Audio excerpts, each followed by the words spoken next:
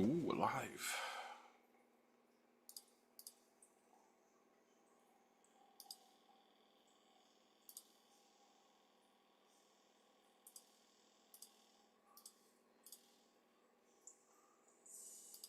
We've got audio, so that's good. Always a good start.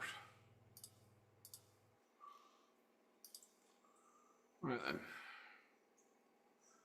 Let's get a picture. Documents.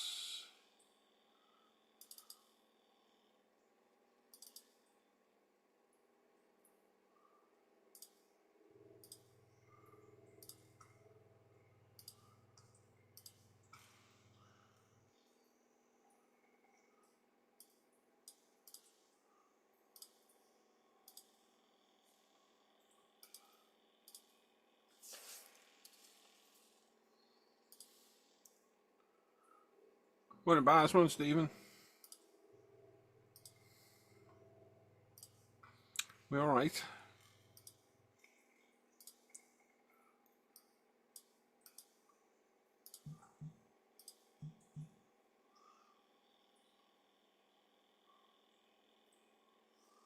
Right, so we can save that. So we are over there. How are you two doing? You okay?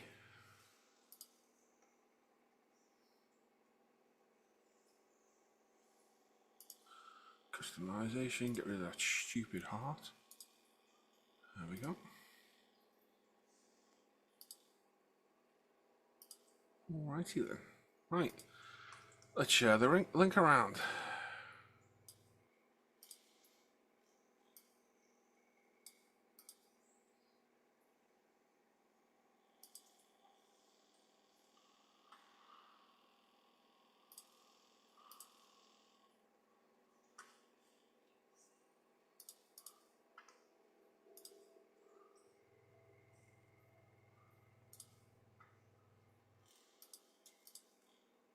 Oh, stupid thing.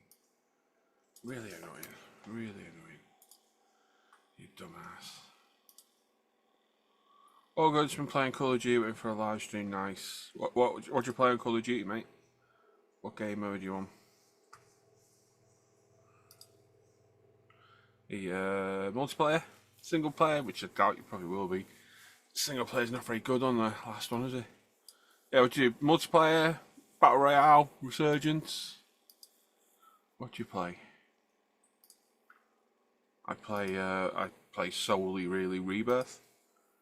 Mostly quads. The occasional duos.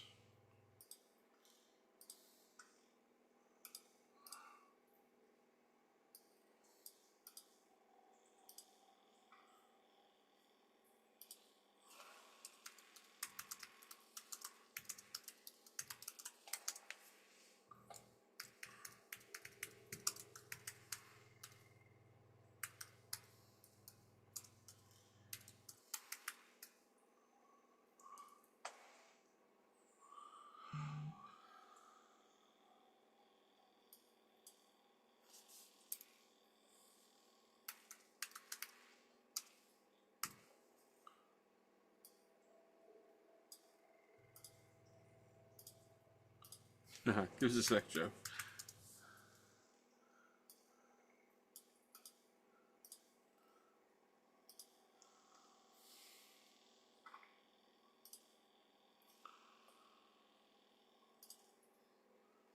Full price there, evening, hello mate. Free for all, mate. You just play multiplayer. Okay. Fair enough. Dan Norris is there. Hello, Dan. Blue Collar Scale Custom saying, hey Paul, how are you doing? I'm okay, mate. I'm okay, mate. You good? Uh-oh, it's a blue screen of bench. Hey. This is a good blue screen. This is one of the best things I ever did to work on. It is. It's like 250 GSM card. You get like 50 sheets on Amazon for 20 quid. And it lasts an entire build. If you're not filming or worried how it looks, it'll last multiple builds. It is way cheaper than cut mats. And it saves the cut mat underneath getting wrecked. way better. The only downside is you can't really cut on it because you cut through. Not the end of the world. But for me, filming, blue is the best background, I think. And it's sacrificial. It's just held on by tape. If you don't wreck it with water, you can flip it over and use the other side. Brilliant. Best thing I did. It reminds me I need to buy some more. I've only got a few sheets left. Right, let me get my buddy Joe, and let me just share this link around. Let's go there.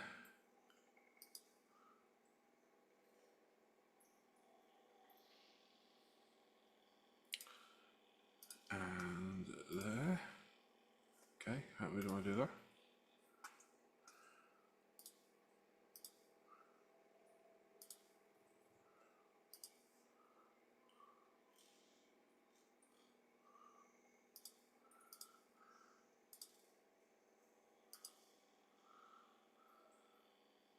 You're damn right, Joe. My typing skills are on point, mate.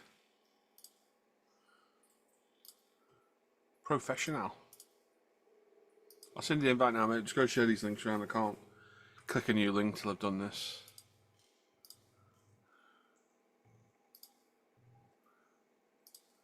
There we go.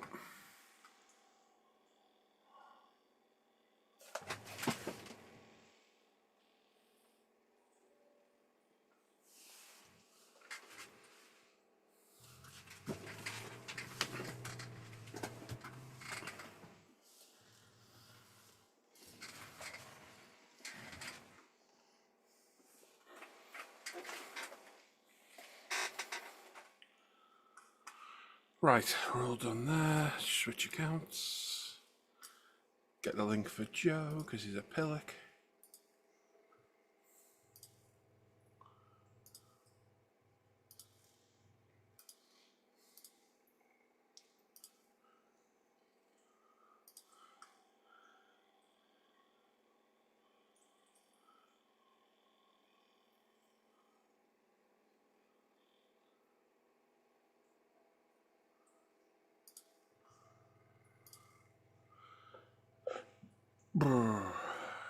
I'm Paul, sorry. Oh, I'm good, Dan, I'm good. Hello, Clint, it's you. Gotcha, bud. I think I've got an email to answer for you, haven't I? If I remember. We've been busy. Mark Parter singing even one roll. Yes, that is a Dunder Mifflin paper company. Mouse Matt Hannah got me. It's not under, it's Dunder. Close. Daniel Berry's there, morning.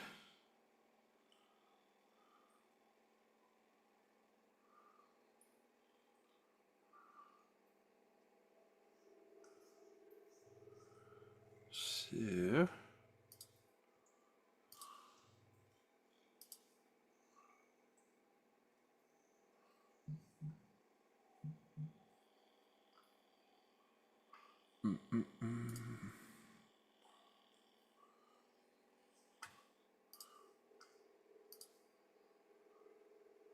Loving the paint, I got the level and thinner.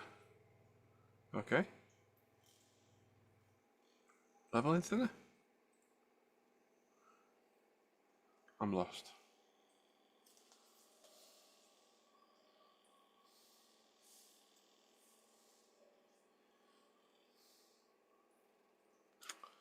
Yeah, I think I've got an email to answer you back, haven't I, Clint? If I remember right. We've just been mad busy. Or did I reply to you? I forget now.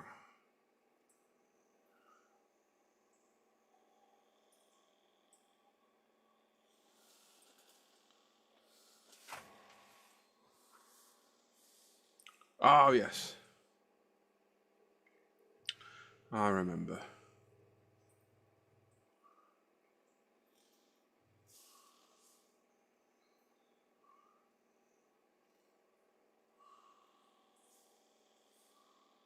Yes, I remember now, mate, yeah.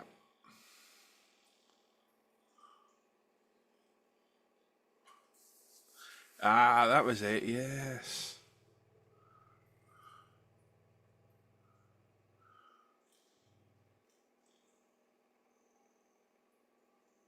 Yep. I'll reply to you probably later, mate.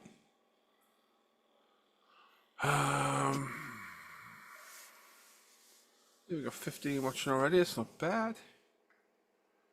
Not bad. So today I am working on Hasegawa Lamborghini Miura. Hello, morning Scott, which if you're on my social media or in the Patreon group, you will have seen is now all painted up. Masked off and sprayed it two-tone and cleared. So it's straight out the airbrush. Nothing else done yet. It looks blue. It looks blue. It is actually purple. It's a beautiful, beautiful colour. It really is absolutely stunning. It does it no justice at all. No justice. Oh mate, we spent all yesterday, most of the yesterday morning, sorting out the ProScale storage workshop, I'm going to call it, because it's more than a shed. And we were just clearing out room. That colour is Lamborghini Viola Mel. So the best thing I can do is show you the video. Are you on my social media, Clint? If you're not, I will come on over. Holy crap, that's loud. Sweet baby Jesus and the orphans. So if I share this, you can see the videos. I can show the two differences of it. Right. Hopefully you guys can see that. If you can, let me know in the chat. It's going to go while I go back to the chat. There's one thing wrong with it, Paul. What's that, mate? Go on, let me know, Scott. What's wrong with it? Right, yeah, you can see it. I can see there. Right, so this is ProScale Viola Pearl. Sorry, Viola Mel, which is a pearl purple. And this has been masked off and sprayed in the Grigio Lamborghini silver colour. And then we've done all the windows have been masked and painted in ProScale superfine silver. And the colour is it's just beautiful. 2K, ProScale 2K, doing its job as usual. Not even polished, just straight out the airbrush. It looks absolutely phenomenal. So this is indoors under my work lights, which are exceptionally bright. Because I have massive LEDs on the ceiling, I have a massive overhead LED work light, and some camera lights as well. So that is that, and then if I go in the comments, which I'm not sure a lot of people actually saw, I actually took it outside. And there you go, that's it in the sun, where you can see the metallic flakes and the pearl. It just looks immense. It's a beautiful, beautiful colour. It really is. So glad I chose this colour. It's a bit of a risk, because it's not a factory Miura colour per se. It's a 2020 modern day Lambo colour, but I think it suits the car. If you remember when I proposed the build, I had a picture of a car I found on Google, and that's kind of the car I've based this on, basically. So yeah, that's what we're going to go for. We'll go for the same colour wheels. I might do the same colour as the body. I shall see. No, purple, sorry, the silver. My bad, sorry, I'm getting distracted now. Right, okay, so I'll put a link to my page in the chat. So that is my actual modelling page on Facebook. So if you click it, I'll take you to my actual modelling page, and that is where literally up-to-date posts of my build are. So you can go through that. All the video links are on there. Literally proposed builds, what's going on, everything is on there, and then there's links to everything else in the description of the videos. And if you want a real early access, you can become a patron from as little as £3 a month, I think it is, and you get like 3 months early access on all the videos. You can get 10% off a ProScale paint if you become a tier 4 or higher member. You get a bench update every Sunday, which I have managed to film. I did it last night, sat out here till 8 o'clock doing it. So that is uploading. It's uploaded now. It's actually uploaded. So you get like a 40-minute to an hour-long bench update every week. Get added to a Facebook group that's just for supporters. There's a Facebook Messenger chat. There's like 70 of us in, just chatting away. And if you share your work on the supporter group, I go through it every week and look at all your work, my work, what's going on. Yeah, follow my page, Clint. All the links to everything with me are in the description of this video. Everything's there, ProScale, everything is down there. You name it, it's there. So you can go and have a look and join everything if you want.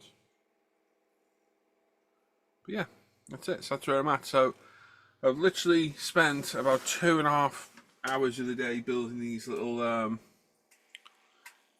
if it'll show.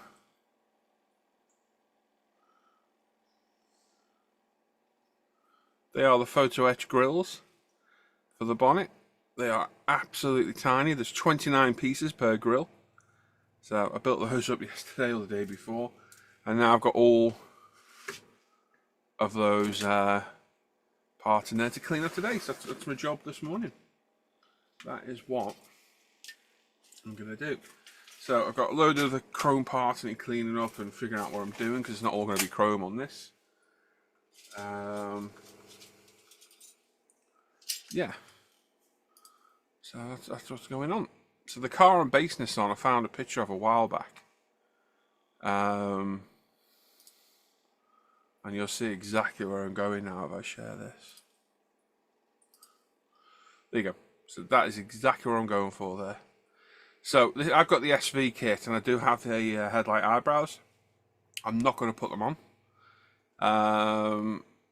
So these grills are not normally body coloured, they're normally silver, but they're body coloured on this, which I'll be honest is a blessing in disguise, so I'm doing that. So this is just called mauve purple, but it looks near enough identical to the purple I've got. So we're not going to do the headlight eyebrows, I'm just going to do the matte black when I've polished it all up.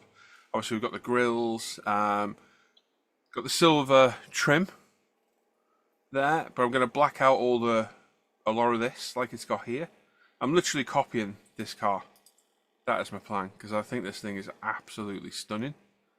And I think it's nice to put a modern colour on a classic car.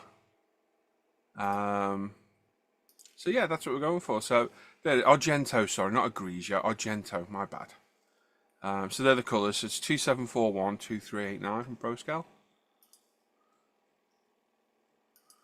Oh, Clint, thank you, mate. Cheers, buddy. I will drop you a message in a minute on Patreon, mate. Much appreciated, bud.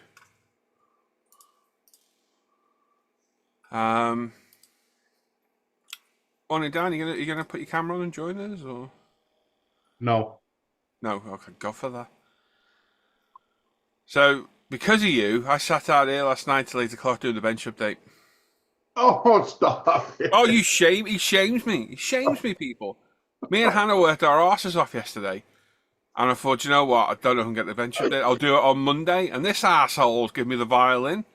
And I thought, right then. So I sat out here, half asleep. And I literally had been asleep in the house. And I thought, right, I'll go out and do it. Didn't even join the Hangout. Sat in here till gone 7 doing it for this man. And then I had to go back this morning and edit it a bit because I think I've gone a bit personal in there. Oh, you did, yeah. I always do it, mate. I open up too much. I open up. Oh, I thought you meant you were personally attacking me. No. I do. I get too like open in some of the videos and share probably a little bit too much that I shouldn't. So this is why I'm glad now I filmed them on a Saturday and release them on a Sunday, because I can sleep on it. I woke up this morning thinking, yeah, I shouldn't have shared that. You should have been crying through that middle section. Yeah. I don't want. Yeah, so I went back and edited it this morning, re-uploaded it now. So there's some very clever cuts in there that I bet you can't even really notice. I just get too comfortable and too open, which is with you guys, with the patrons. You know, you're all my supporters at the end of the day. So, but just think back, thinking, no, you don't need to know that. But oh my God, Dan, clearing out that shed. Jesus Christ, there's stuff in there. You got another shed? Well, we've got the ProScale one, haven't we? I mean, the one you're in right now, or a different one? Well, I've got this one, and Hannah's got one 12 foot away, exactly the same size. Oh, I didn't know that. Oh, did you not? Okay, it used to be the UMP one, where all Ultimate was. It's all racked out with shelving and everything. Oh, wow. So when we started ProScale, we'd already used as a bit of a storage for our own stuff. And I was like, right, we need to make some room. I thought, oh, we only need a couple of shelves. And obviously, as we've grown, and with the plans we've got afoot, which don't talk about on here, we're going to need a lot more room. I mean, there's a massive order coming from Zoom on. It's like huge. So I said to Hannah, I said, right, well, no swimming for James today. We've got the day to ourselves. Let's get it done. So just out of rubbish, we've got 10 rubble sacks full of crap. And have you ever been in a Ford Fusion or a Mondeo? We've got the seats down on our car, and from the bottom to the roof is full of flattened cardboard. It is crazy how much stuff we're taking out of there. But we've got so much more room for activities. It's great. So, busy day yesterday. Yeah, it was good. And I say, morning all, who's oversharing now? Dan is. He was just telling me about his morning shit he was having. And you got bacon on the go, did you say? Oh, no, I forgot. The other part of that statement was we're all out of bacon. Oh, no. How did you get on last night? I was doing really well, and then I was not doing really well. Ah. At first, I thought I was going to come in there and do exactly what I was hoping to, was clean everybody out. Yeah. I had a couple. In fact, I think Chad might still be mad at me because Chad had 3 of a kind, and I beat him with a straight on the same hand. He was crushed. I almost took him off the table. So at one point, I had everybody's money. And then I got in one of those hands where... When you say money, you weren't illegally gambling, were you? Chips representing money that may or may not have been collected earlier.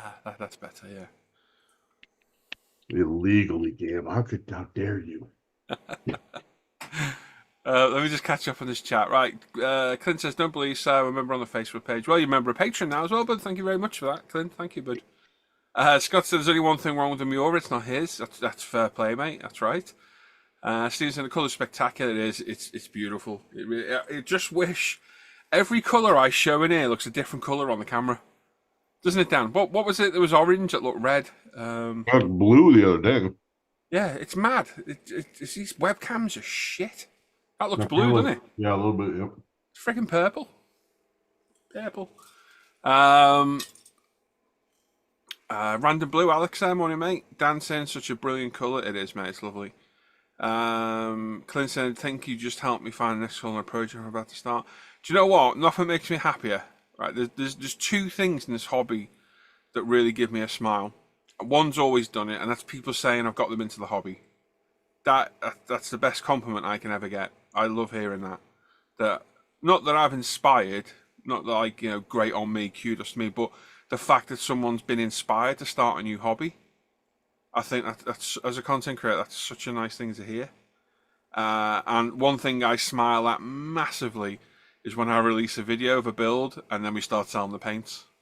That always, I think it's just a great feeling. Sold so much of that blue mist turquoise metallic off that Chevelle this week. It's crazy, and that video's done really well on YouTube as well. The last one's had nearly 1,400 views in less than 16 hours, which is quite good going for the channel, to be fair. The American stuff always gets more views, always. Man, those grills just hurt my eyes looking at them. Do you know what? I thought they were going to be an absolute pig to do, and they weren't that bad. You were here with the grills, weren't you, Dan, when I was doing them? Yeah, and there was surprisingly very little crying to be heard. There was very little swearing and crying. They're actually quite good. The massive improvement of the kit parts. The kit parts are atrocious. How they good, mate? Good. I have my Tamiya visor on, so all good there. Builder's home free after finishing those. Oh, hard work's done now. The body and the grills are done. Just got to clean up all these bits and figure out what we're doing. Try 700 scale P, Dan. Yeah. You're not a true modeler until you've built 1/35th German tool clamps. The ones that work or supposed to work. Dan says, not for me, Mark. I'm flat out gluing two pieces of plastic together. Fair play. MF Doomer TV says, currently working on Edwards 48 scale A6M20 Type 21 with full exposed 3D print engine oil tank detail. Wow. I'd like to see that. Definitely. Yeah. Doomer, you on any of our groups? If you're not, they're in the description down below, mate. Go and join ISM and put some pics up. Definitely like to see that. But that's cool, isn't it? The 3D printed engine, Dan, on a Zero. That'd be very cool. Dan's amazed. I was trying to find it in the chat. Huh? I was trying to find where that was in the chat. I just saw it. Yeah, it's not far up. Yeah, I haven't seen a lot of 3D printed stuff like that. No. Yeah, it'd be interesting to see that, definitely. Or if not, MF, send me an email. There's an email address in the video below, and I'll show it on screen. Yeah. Mark said hello to Hannah. Steven said, decided to dip my toe into the world of being a YouTube content creator. Ooh. And I've started my own channel. It's about watches, and I've called it Watch the Feck. I like that. There's only 4 short wrist rolls. Oh, I'll have to go and have a look at that, mate. Very cool. Watch the Feck. I like that. Anthony Skinner saying hi all. Hello, mate. Paul saying, evening, and Hank's doing a great job unpacking my order. It definitely looks like it came halfway around the world. Yep. Hannah says, just popped in to see you in a bit. See you in a bit. Off a Sunday stroll in the rain. Yeah, have fun. There's only 4 wrist roll videos with a twist. We're grateful for your subscribers. I've got to look at them in a minute, mate. And Random Blue Alex saying, I'll send you some pictures of my latest kit. Yeah, I've got them, mate. Let me have a look. Steven, you like watches. Have you ever seen producer Michael? Looks looking good, Alec. So what have we got here? Oh, that's nice. That looks good, Alec. Guessing that's for an R34, is it? Very cool, mate. Yeah, I like that, mate. That looks good. Steve's there saying good morning all. Hello, mate. Paul Heffernan's there. Good morning, everyone. Hello, Paul.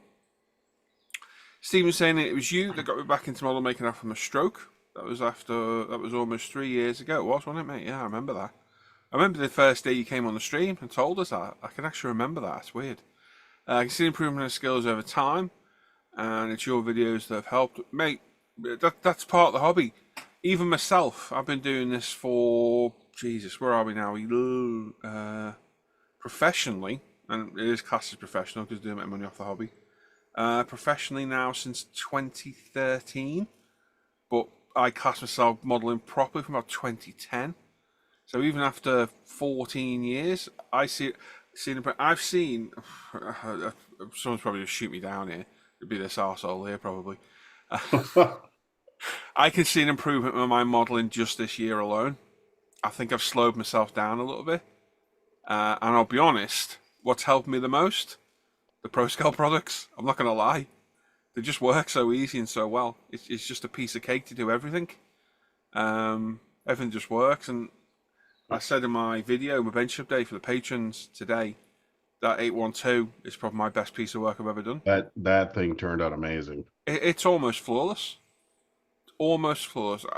I've got one tiny speck of dust that is right on a swage line that I was like, I'm not pushing that because I'll burn through it. And other than that, that model, it's immaculate, absolutely beautiful. So even myself, I see an improvement myself, and it's just, don't stress about trying to get that perfect finish, because if you do that, you'll never get it. Just enjoy the hobby, and you'll improve yourself over time. It'll just get there. You'll just get better and better and better. My one bit of advice for anyone, especially if you're using 2K clear, is push that 2K. Push it.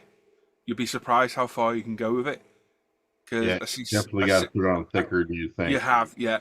And this isn't a criticism at all. And I've said this to many people, and I never mean it as criticism. I see so many people using it, and they're stoked with the result, and rightly so. But I just think looking at it, and again, it's not a criticism, if you just pushed it that little bit more, it'd be perfect. And I understand people are worried about getting runs. I've not had the runs yet with ProScale. I've never had a run in the 2K. It just seems like it doesn't want to do it, even when I pushed it further than I think I can. It just won't run. Whereas with any of the others, I've had. Did you ever get runs off Splash, Dan? Can I say that publicly? Yeah. It was very easy. If you did not keep that airbrush moving, you were going to have a puddle. Yeah. I wrecked. It was either 2 or 3 models on the run. It's not the product's fault. At the end of the day, it's up to you to learn how to use a product correctly, isn't it? So if it's a thinner 2K, you've got to put it on thinner, haven't you? So you have to adjust your spraying style. And Well, I was using Gravity, and Gravity's great. I'm not going to slay Gravity at all. The guy, Antonio, Gravity is a really nice guy. The products are good. I use them for ages. I'll never slay Gravity because I've never got any reason to. Even though we're separate companies, Gravity paints are great. But the 2K is a lot thinner, and if you're not concentrating and you're not careful, it'll run. And me being stupid, not concentrating, I wrecked 3 projects in a row. I was doing a resin Jetta conversion, VW Jetta, and I wrecked my paint on that. I was then building that Galaxy models. Oh shit, what's it called? That thing. Oh, I can't remember now. I wrecked a paint job on that and another one, just from lack of concentration. Whereas with ours, I just can't push it far enough to make it do it. I've almost tried, in a way, to do it. So, yeah, just keep going. Don't stress about it, and your model will get better. But I can see improvements in everyone's models. Well, there's no doubt the ProScale, I think, has made us all better because it's so much more forgiving. It's reliable. Yeah, it's reliable. It literally is reliable. But hey, Joe. The way you apply it, especially where you're not putting on the wet coats, it just reduces one of the biggest problems that you tend to have. Yeah, but I obviously I see all your guys' work everywhere, and I can just see the improvement across the board. I mean, Dan's getting there as well. You know, yeah, one of these days I'll have it down. I give him a well done little buddy all the time. Well done little guy. No, it is, but it's good to see, and I am going to toot ProScale's horn because I'm proud of it. At the end of the day, it's a phenomenal product. And Gary's there. Gary's in the chat as well, GB Models, and he's stoked with it as well. Oh, he's not feeling well today. Oh, I hope you're okay, mate. Yeah, he's got the runs or something. It's terrible. Damn. Are you on social media? We'll share that. What was that, Joe? Are you on social media? No. What? What did you say? Social media. What the hell is that? What's that, Joe? Exactly, yeah. Is that like Grinder? Yeah. Yeah. Oh, I'm on that, yeah. That's how we met, isn't it? Yeah, there you go. In that dark alley, I still can't walk straight. That was quite the group chat. That was a group chat. Damn. That was a hell of a meeting, that was. Right. Clint saying, how does one join the Zoom? Right, I normally won't let people on unless I've met you before. Or if you're good at playing quizzes. But drop me a message on Facebook, Clint, and I'll send you the link. I've got to be careful who joins these because obviously we're live. So I'm very guarded on who comes in here. Drop me a message on Facebook, Clint, and I'll send you the link if you want to join, mate. All you do is click the link. You just need a computer, MacBook, PC, laptop, tablet, iPad, phone, anything. But you need to just have no background noise if you can. Yeah, what's the guy saying? Can't be on today, not feeling well. I just want to say hello to him. Hello, mate. Hope you're alright. Hope you're alright. Alex saying Veilside VCS GT kit, mate. R34, nice. Paul Chaplin, morning, guys. Hello, mate. Steven says he's not a big fan of producer Michael. Oh, I missed that. I just asked him again if he'd seen it. Yeah.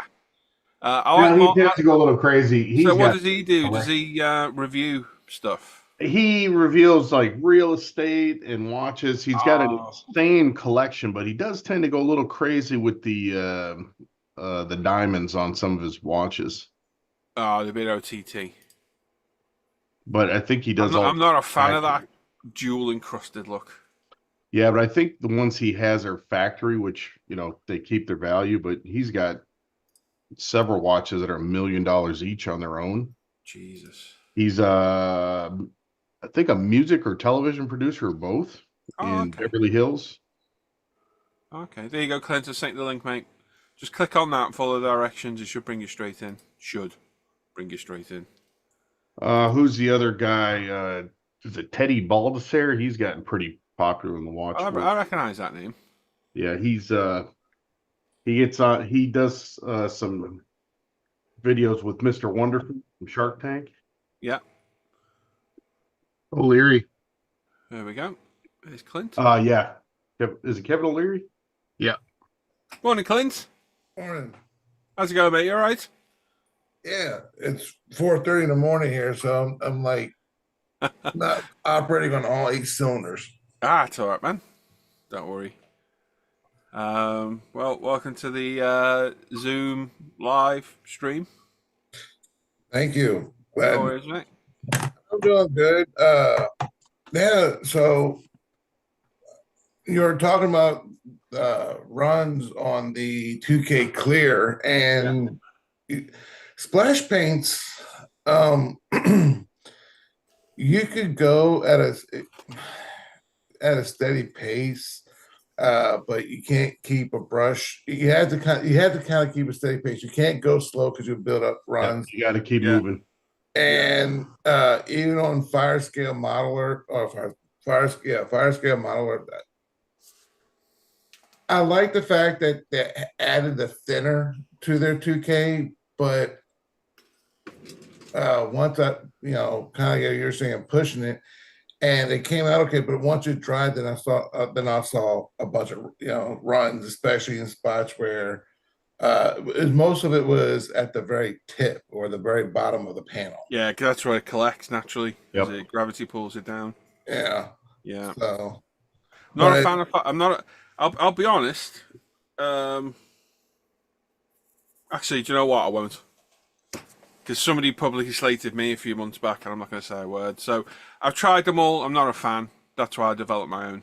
the FireScale Modeler or the FireScale? I've tried. The only paint I've ever stuck with and liked was Gravity. Gravity Spain. I've done gravity paints. I've talked to, I think what's his name, Matt.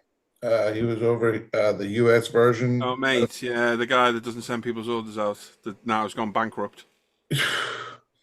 Man, I actually first time I ordered from him, it was like 4 or 5 months, and I hadn't received an order, so I had to pay through PayPal. Yeah. And I went through and set up a refund from them. And then all of a sudden, of course, he sent out the paint and I got everything. And I think I placed like 1 or 2 more orders with him and everything was fine. But after that, it just went back to how it was. And I was like, you know what? You can be the nicest person in the world, but at the same time, business is business. Yeah, you gotta send people's orders. Yeah, I've in different hobbies, red flag for me is when you start failing to make your orders. It's like, all right, yeah, I'm out.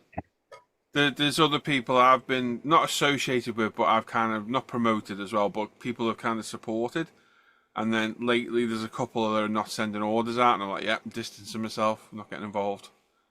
It is. If you're going to run a business, you've got to send the orders out. It's as simple as that. But I've used most of the paints out there. I've tried them, or they've been sent to me to try. I just couldn't get on with them at all. And for one reason or another, there's a few personal reasons with some of the companies as well. But that's what we, that's what planted the seed of ProScale. So, yeah, that's it. Right, let me just catch up on this chat. Jane says, Paul Bretland leading people down the path of financial ruin through styrene and resin multimedia. Yep, that'll do me. Mark saying you have to get better, Paul, or Hannah will have words with you and you have to start flocking yourself. Oh, yep.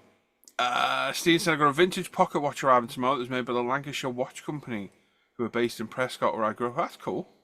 Definitely. Clint, he's in here, saying he would get runs with 2K. There we go.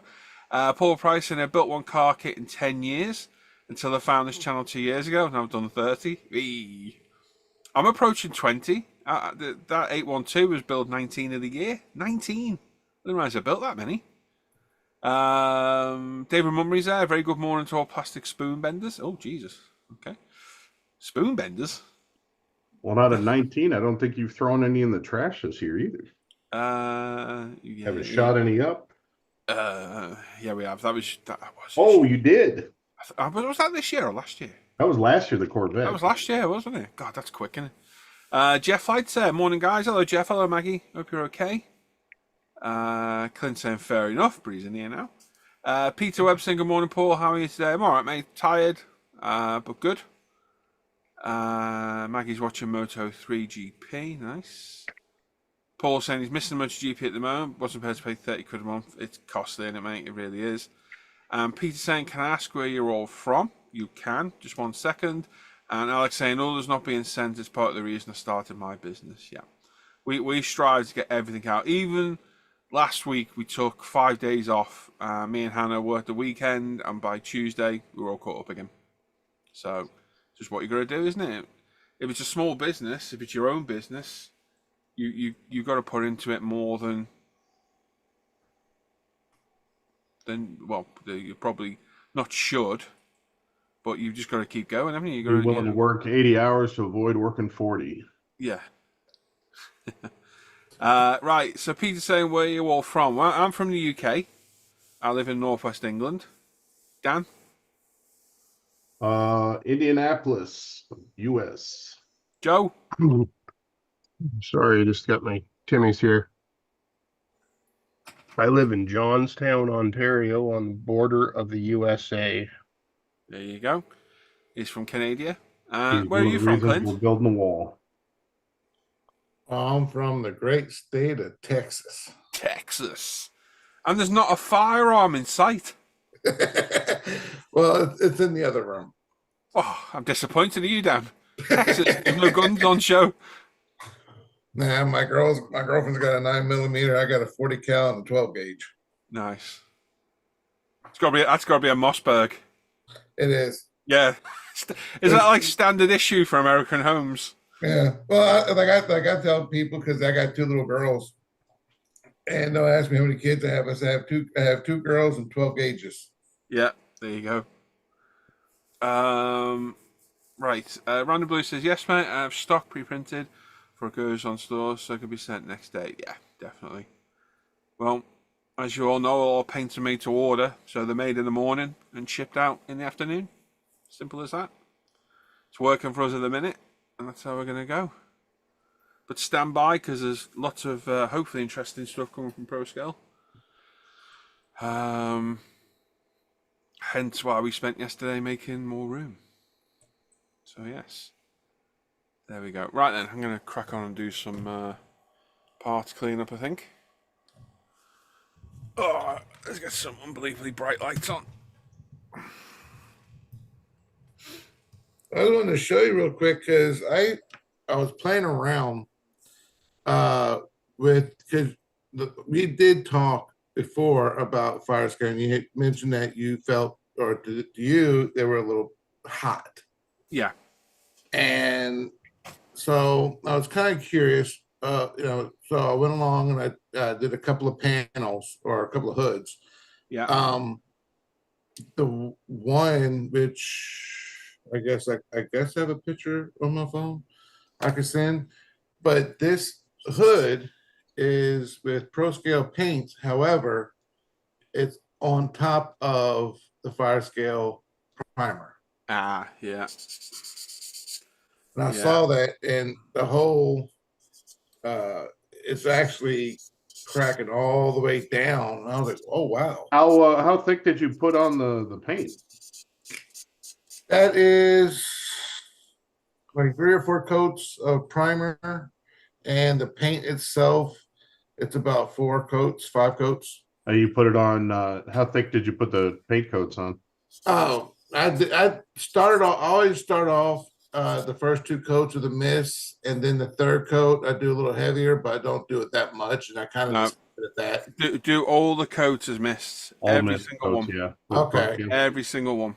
That's probably the only thing about ProScale. If I was to say I didn't like something, is is it just takes a long time to do all those mist coats. I mean, that's comes with it, but How dare I'm you? kind of lazy. I set my trigger limiter to about 40 or 50% and just hold it down and just keep moving. So with painting, you're better doing 8 to 10 light coats Yep. than Okay. 3 or 4 heavy, because I don't know if you've ever noticed, but the paint covers better when the previous coat has dried properly. So next time you're painting with non-lacquer car-based paint, so you paint with like Tamiya, hose the paint on like with 3 or 4 coats, then do 6 or 7, letting it dry 5 minutes, and watch how quicker the coats build up when the paint's actually dried and you put the next coat down. Yeah. It builds up naturally quicker that way. So I think with one thing, with all the paint jobs I've done lately, there's no denying the depth of the colour. And that's from the multiple light coats. All these paint systems are going to be designed to be sprayed differently. Like you say, with Splash, it's got to be sprayed wet. Whereas mine, you don't want to spray it wet. There's no benefit from spraying it wet. Yeah, you never want to spray. In fact, the only time I've ever had if you want to call it a bad result, is getting too heavy on the coats. Yeah, not designed to be painted that way. And that's what I was saying about the 2Ks. You know, some are thinner than the others. It's not necessarily the brand's fault if you're getting a run. It's just you need to adapt your spraying style to that. But because they're so unforgiving, that's where you got to be careful. Whereas with ours, it's really forgiving. I even went back with Splash because, you know, before ProScale, I was a huge Splash advocate, and I've had some good results. But I tried doing the light dust coats with Splash, and it doesn't coat. No. I couldn't get it. I couldn't get the color coverage. I had to put it on wet, which is what they tell you to do. The problem with put it on wet, you always run the risk of it going on too hot. And I've melted primer and plastic, and you always run the risk of the runs. No, Yeah, that's what Hate I'm having coming the from. runs. That's what I came from, was ProScale. ProScale is splash paints. As Tease will tell you, having the runs is the worst. Yeah. Yeah. Especially down your leg. No idea, but good Morning, morning, Paul. good morning or afternoon or evening, whichever one it is. Yeah, we are live as well, don't forget. Yes, I know, mate. I know. Because I stumbled upon splash paints after my run-in with Gravity Colors of North America. And so I had just started airbrushing, and so I went with splash paints, and it made the process user-friendly, I guess would be a good word for it, or a good phrase for it. But yeah, I mean, but I've noticed with the ProScales, the only thing, like I said, I went along and you sprayed how I normally spray. The truck I emailed you about, Paul, I was telling you the color. I was asking you about mixing another color for me. Yeah. That one, I would like to use ProScale from, like I said, from top to bottom with it, and that's the one thing that I'm trying to learn how to do, is actually even adjust the because I normally spray about between 20 to 25 psi, and adjust the airbrush, the actual the little knob at the back of it. The needle stop. Yeah. So because I have some plastic spoons, and so kind of just, I'm going to practice on them just so I can kind of get more of the hang of it. Yeah. This one here is the first time I finally dialed my airbrush down to get 20 as I'm painting. And the big thing I noticed was, especially with the harder and Steenbeck I'm using, I didn't get those little tiny little drops, like a little spit Oh, Mhm. that's Or the they one were thing easy that to drives fix. me nuts You with know, those I hit them airbrushes. with 3000 and just respray that area, and it's great. This paint is super easy to touch up. But when I Well, finally got my air pressure dialed down to where Paul's been suggesting, that went away. And now I Yeah. didn't, now I don't have to do any touch ups in between layers. But Dialing it down to what PSI? Between so 18 and yeah. 22, anywhere between there, and it sprays beautiful. On mine, I've got it so where when I'm actually full trigger putting out paint, it's at 20. Yeah. Whenever And I you was set your doing air it at pressure, 22. yeah, whenever you set your air pressure, do it when you've got the trigger pulled on the airbrush. Because that's the pressure while you're spraying. Because if not, when you're airbrushing, press the trigger on your airbrush and watch your gauge drop. It will drop Yep. about 2 to 3 psi. And it doesn't sound a lot, but it does make a It's a difference. huge difference. 10%, isn't it? If you're at 20 psi. Roughly, yeah, that's a fair whack. Now, the 2K, I spray at 18. And the reason I spray at 18 is my compressor's got odd markings because mine's a silent air compressor. And I can read 18 easily. So I just set it to 18. Now, I used to adjust to 22 for 2K, and I've left it at 18 now. And I'm getting much better results. With a 0.5 airbrush and 18 psi, the 2K is spraying like a dream. Absolutely So, beautiful. sorry, Paul. It's always worth Right, checking mate. well that you haven't got any loose paint on your needle cap. Yeah. That can be fatal for spitting paint. That. Well, yeah, that's down to Yeah. your maintenance on your airbrush, isn't it? Yeah. Yeah, That's why I mine can't wasn't get. That's spitting a why I lot. can't It's get just on with the harders. I can't get on because they spit everywhere so once easy. in a while I have a little drip, but yeah, like you said, with the harders, you got to make sure you're cleaning off Yeah, I was thinking more your like needle guard you mean like often. dry paint? if you pit. No, sorry, no. Yeah. If you paint over an extended period of time, then Yeah. it can build up on the end of the Yep. needle cap. Best thing to do if you're going to be painting for a long period of time, have a little cup of lacquer thinner. Pull your trigger back, pull your needle back, soft brush, and just brush inside the needle tip. Yeah. Cleans it all off. Job done. I found on mine on Mr. Hobby, the little plastic caps you get over to protect the needle cap Yeah. with a hole in the end. If I put that over the end of my airbrush and spray lacquer through it, it gives the whole thing like a power wash. Yeah. I do that at the end. I put kitchen paper up against the end and blow thinner through, and that backwashes the nozzle as well. That works well. Yeah, so on my Iwata, you put the fingertip right on top of it. So someone had told me about that, Yeah. and you'd be surprised how much paint is still in there just from Oh this. yeah. We'll take it off. We'll take it off. Airbrush maintenance is one of the most important things. It really is. And everyone's always like, "Oh, my airbrush isn't working." It's like it's dirty. No, it's definitely clear. I bet you it's dirty. 90% of the problems with airbrushes is just from the fact it's dirty. It's such a simple. It's not even a machine, is it? It's just a simple implement with half a dozen working, actual moving parts. Precision. There's very little to go wrong. Yeah, but it's very precise at the same time. Yeah. That's the rub, isn't it?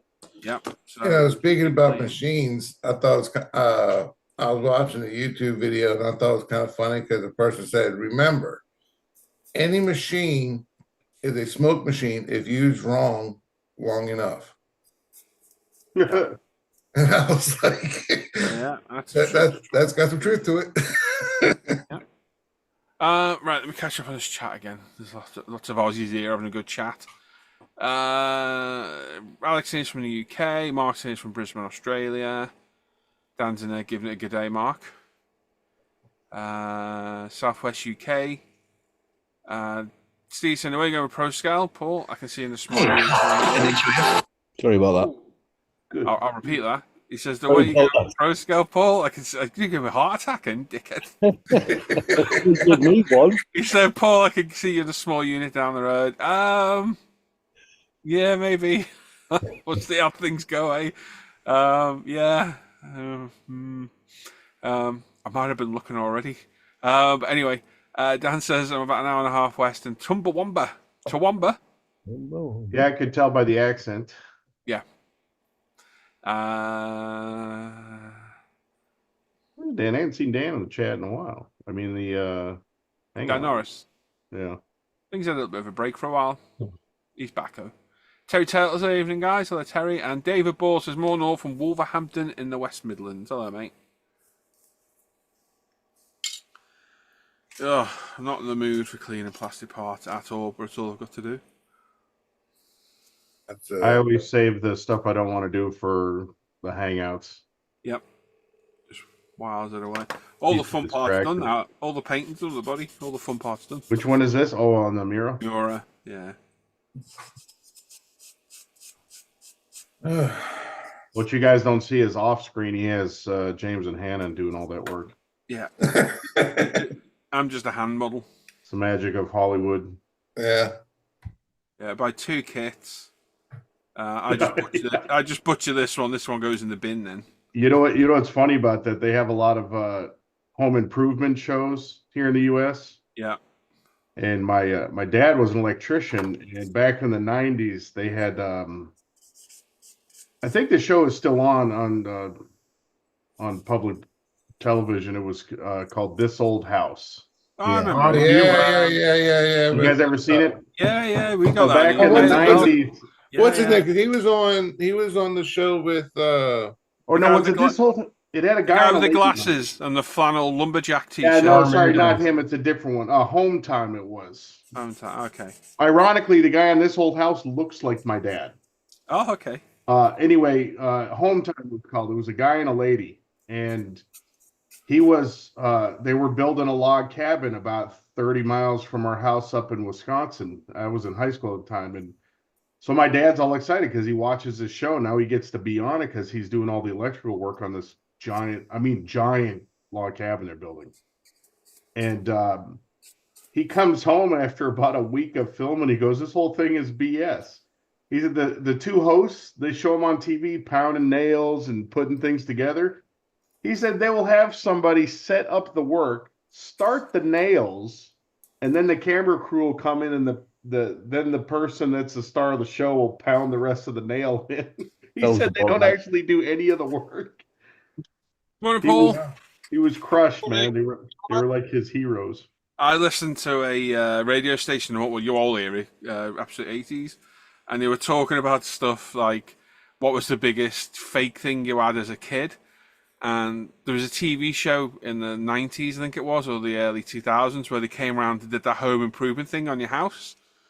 And they're like while you were gone or something like that. Yeah, it was something like that, yeah.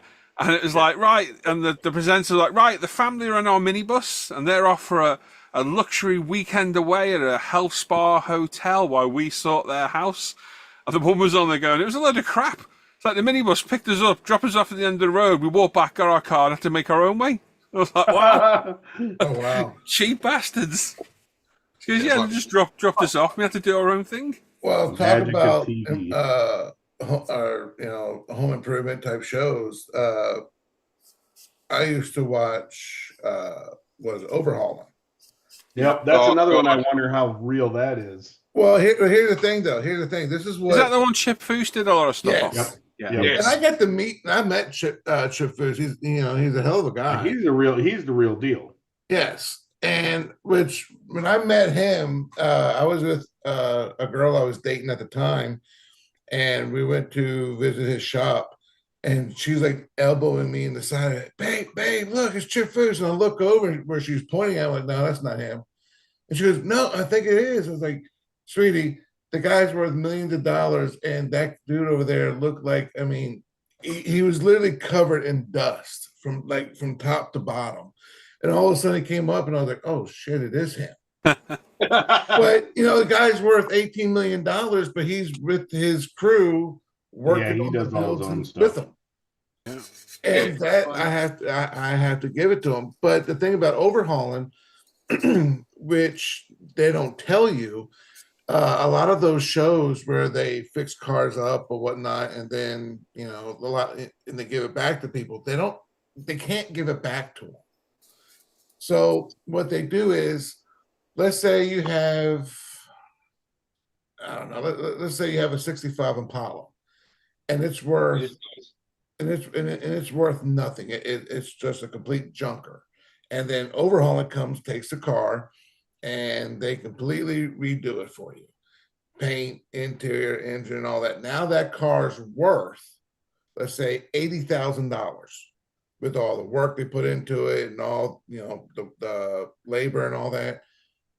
For you to get your own car back, you have to pay the tax on Yep. what that car is Yeah. worth now. You're joking. Yep. And a lot of people could not afford it. I bet, yeah. And I was like, Well- but it's your car. I was like, that's kind of a, Yeah. that's kind of a, I mean, it's nothing to do with the show. I mean, that's how. Well, Pimp My Ride did that, didn't they? Apparently, they took everything out of the cars when they gave them back. Yeah. You got all these Oh, I like heard about fancy, that. fancy TVs and I don't know, a snow blower or an exercise bike and a pool. Apparently, they take it all back out of the car when it was going back. You should see the size of the building that they occupy now in Burbank. They've grown. I mean, their shop is gigantic now. Who's Wasn't that? it? Chuck Wasn't it a Ferris? bit of an iffy company that? Not them. There was somebody else though. No, because that's West Coast Customs, and they're pretty good. But there was another show. I can't remember who it was. That they had a shady company. Isn't it funny that reality TV is all fake, yet we still Yeah, believe no the kidding. news?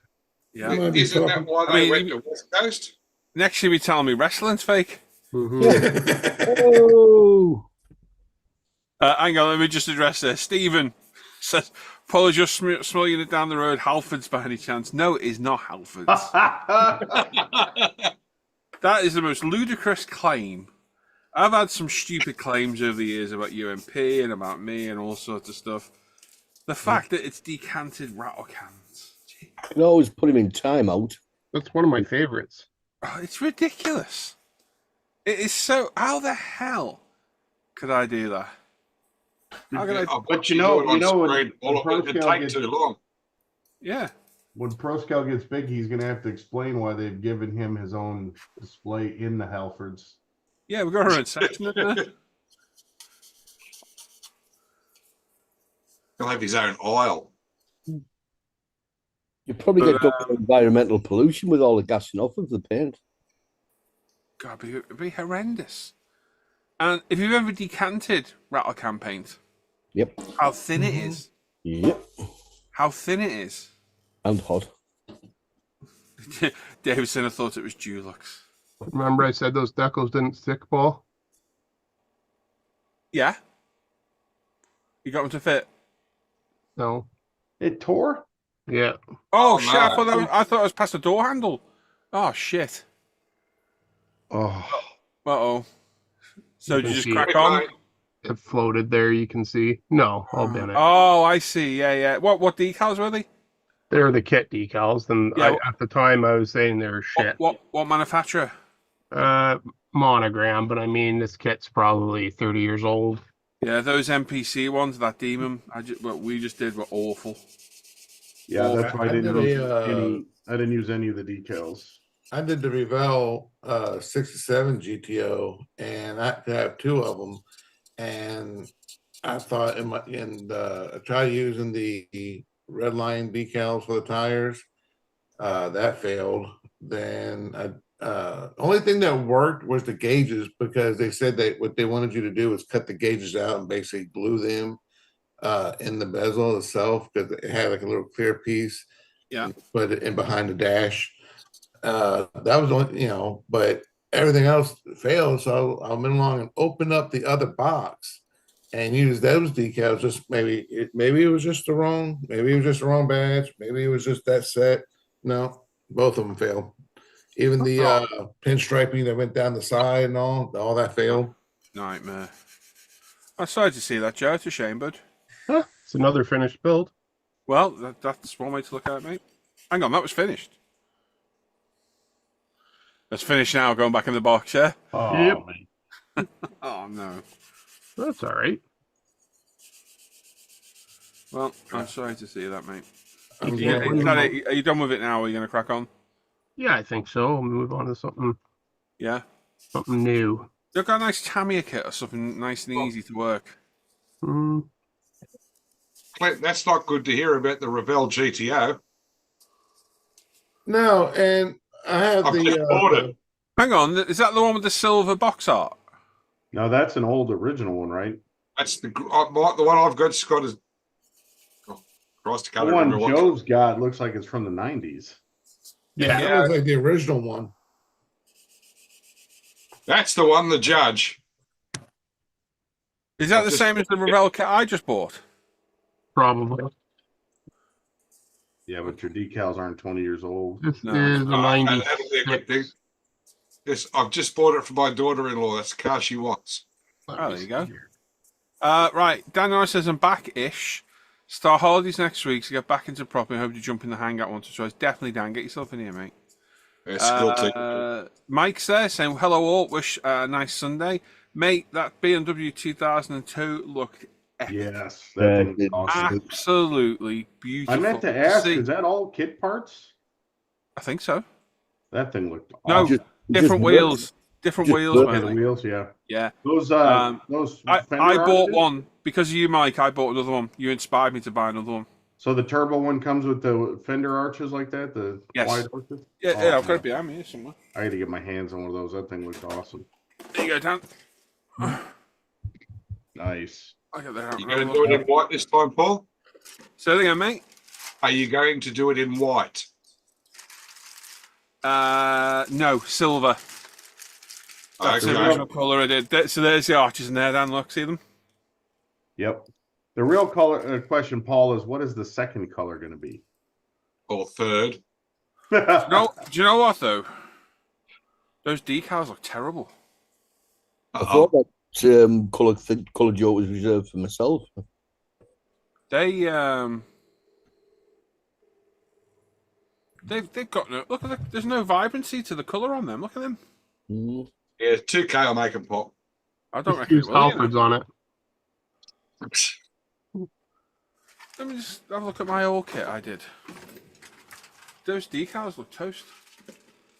They look bleached. Look like they've been bleached out. Why is there a gap there? Because I built this kit before, I remember a wreck the 2K on it, scraping it across the top of the bloody storage box. And then what happened the second time? You just didn't like the color? Didn't like the colour. There's nothing wrong with the kit, though, right? Actually, no, it's not I didn't like the colour. I didn't like it about the stripes. No, the kit's really good. I didn't like it about the stripes. That's what kind of ruined it, because it was the stripes that did it for me.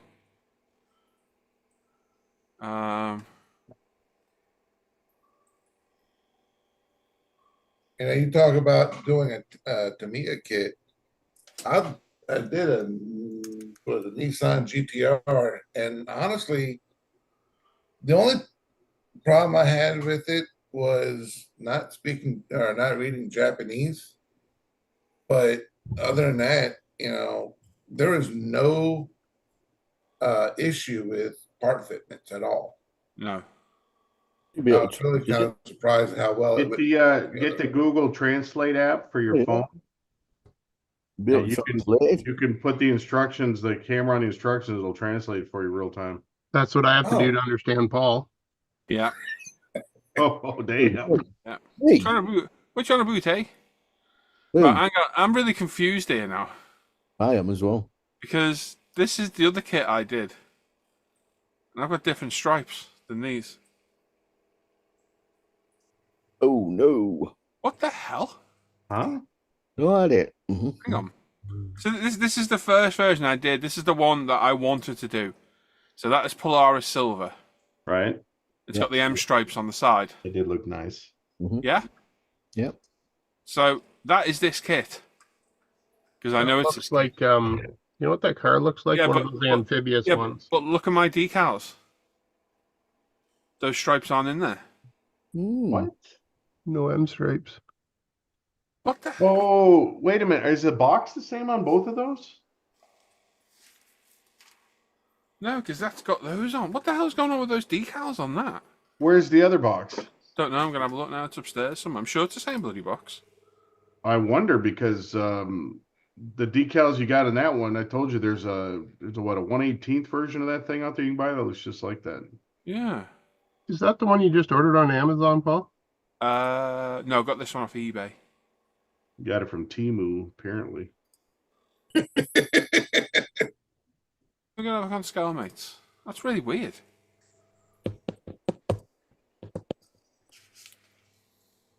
Oh, Oh man, this color. I can't wait to do this on my 32. Oh, you son of a bitch! I bought the wrong kit. Oh shit. Box it up. I'll take it off your hands. Right, it's a 2002 with chin spoiler. It's not the wide arch one. Oh, you mother sticker! Let me see the box. Oh, so This it's not the same one that Mike did. this is the original one I had, which is that one. TI, is it? Or the TII? That one. It's got the little spoiler at the bottom. So this isn't the wide arch. Have you just got the TI? Not I've the got the TII. Yeah, the capital T or the little T. I love the I way got people that say one. those crap. The 2002. Right. Well, let's be honest. That's the better looking car That looks nice. with the arches, isn't it? Yeah. Mhm.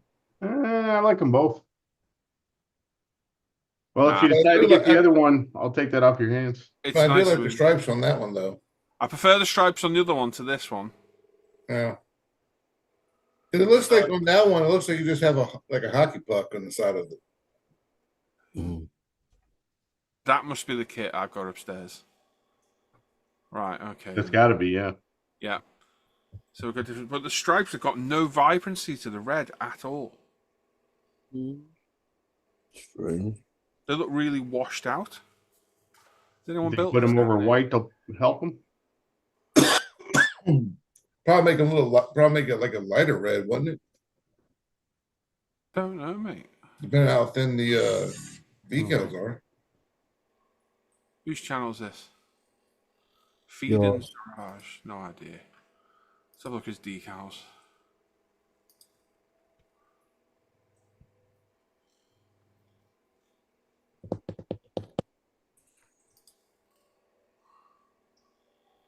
So yeah, his decals are washed out as well. Look, the BMW M red isn't red; it's orange.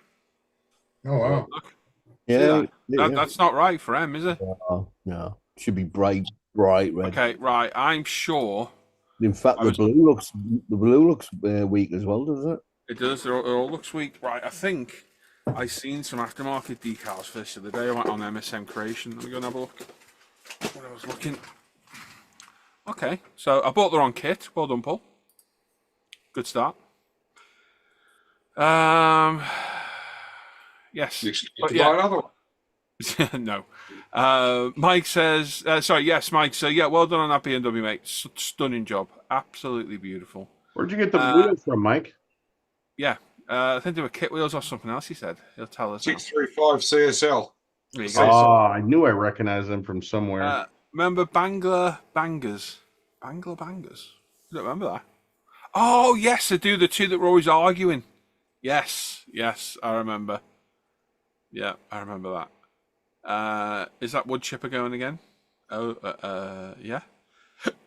Thanks, guys. Must build it again. Yes, the rims are from the M635 CSI kit. I've got a spare set of those rims. Knocking around in here somewhere.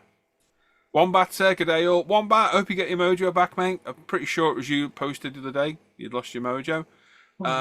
Build something different. Yes, James. Is that James, is it? I think so. Okay. I I think think you he get it wrong, posted yeah. he'd lost his mojo somewhere. I can't remember seeing it now. Pick something out your comfort zone. Different kind of car or whatever you build. A Completely different 132nd Liberator. Yeah, don't do that. No. Transport truck. Mike says I send my decals to you, Paul. Why did you have that kit, Mike? Oh. Paul, can you paint the stripes on the Beamer? Yeah. That's doable, mate. That is doable. And yeah, there we go. But I'm pretty sure I was on MSN Creation the other day looking for Ferrari badges. And I'm sure I've seen some decals for that car on there. So let me go and have a little look. MSN Creation, literally the crappiest website you've ever seen in your life. Oh, no. Right, BMW 2002 Turbo supplementary decals. £5. So they've got one.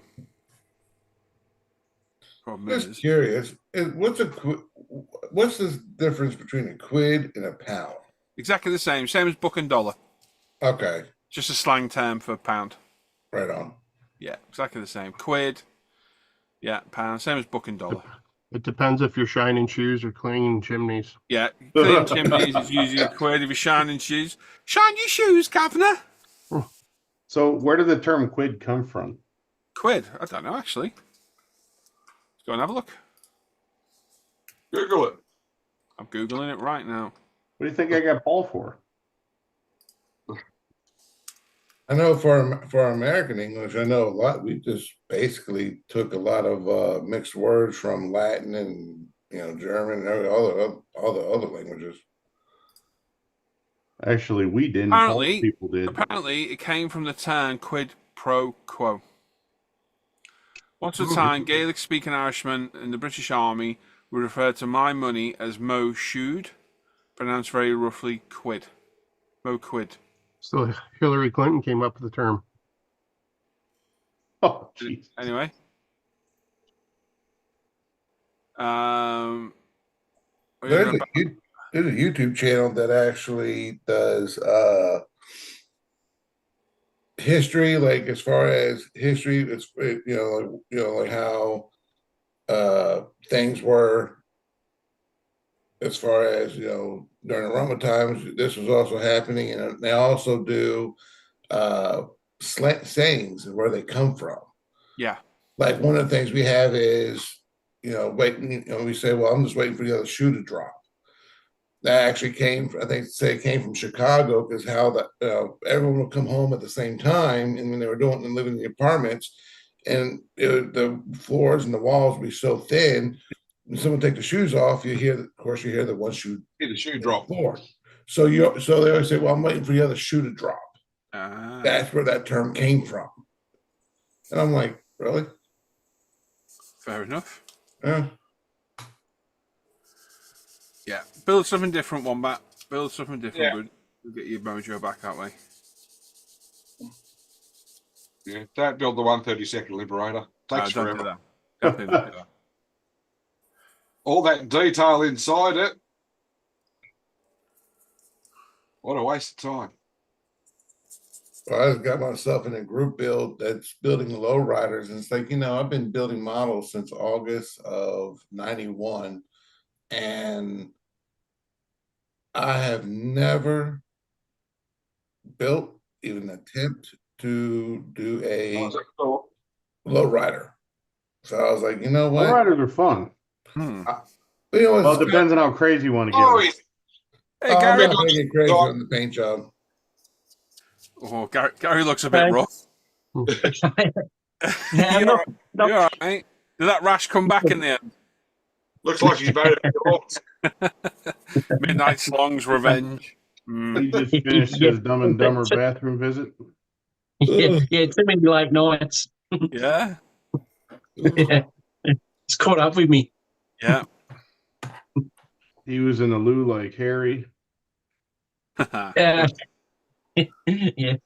Yeah, sucking his thumb. Yep. Oh, I wonder where that was going then. Jesus. My spider sense Yeah, started tingling there. Just felt a little bit drained, that's all.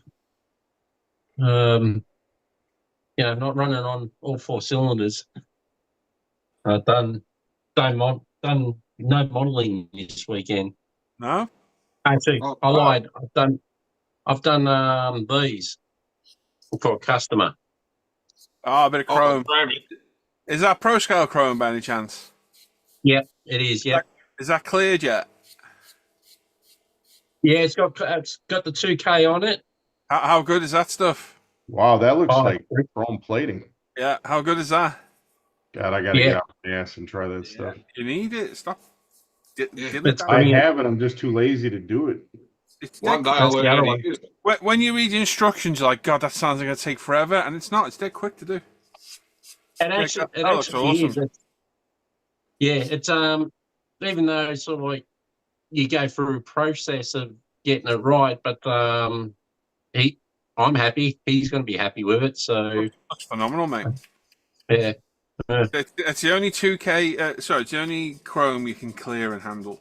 I seen someone this morning posting Revel spray chrome going, oh my God, this stuff is amazing. And I was like, yeah, until you've got to handle it. Yeah, I've seen stuff done with the Revell, and it's amazing. But yeah, you Out can't. of the can, it's phenomenal, really good, but you can't handle it or clear it. Well, So it's not much different than that of to me using Airbrush because I got the Alclad Chrome, I got the Spastics and the Molotov.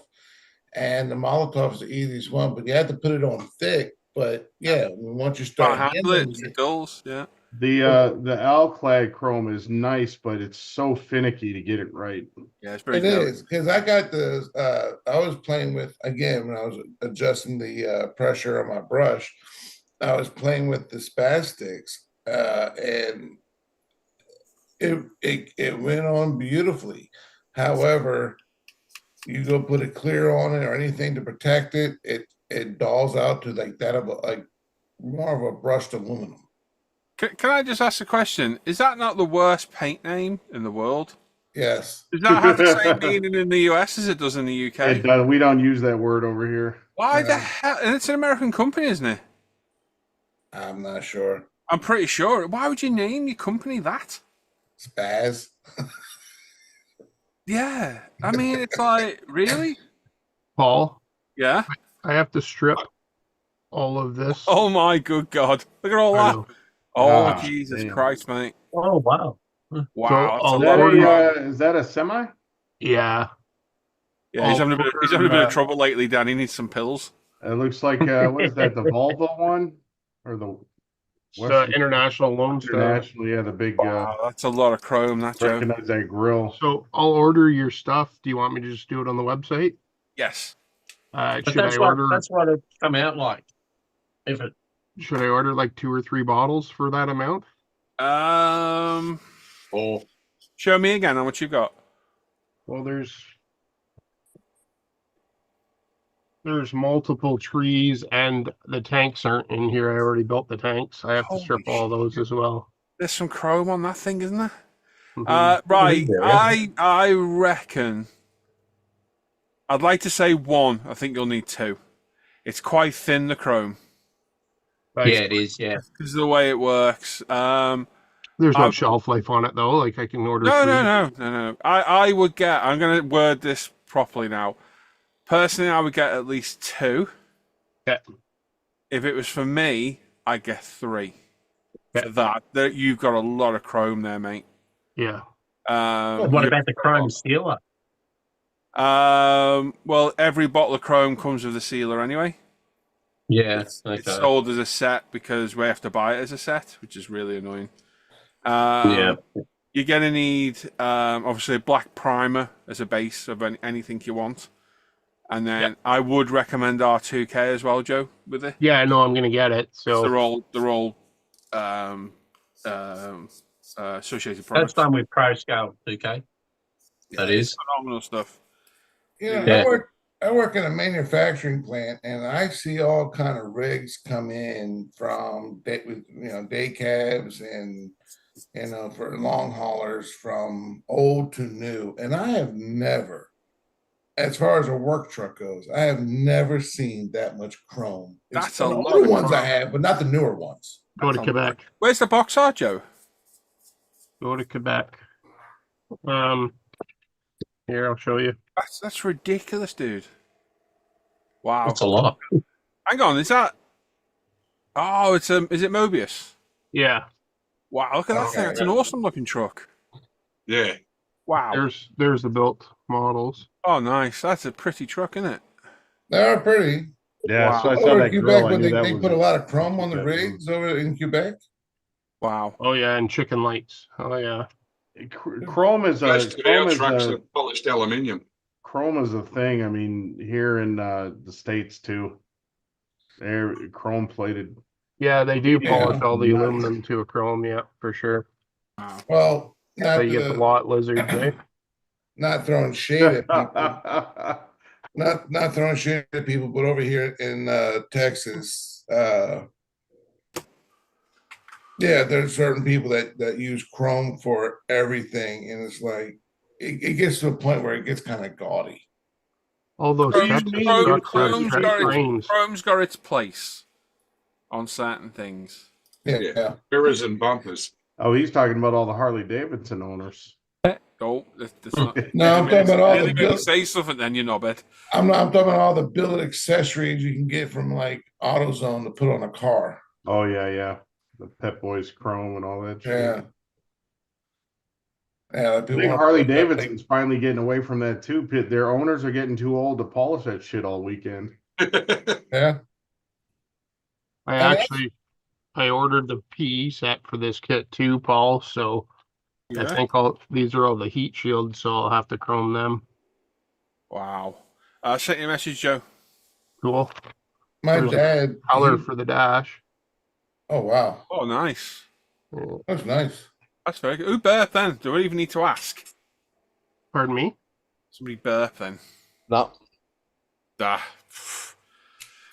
I remember when I was younger. I never thought we'd see the day where Paul was policing these activities Me?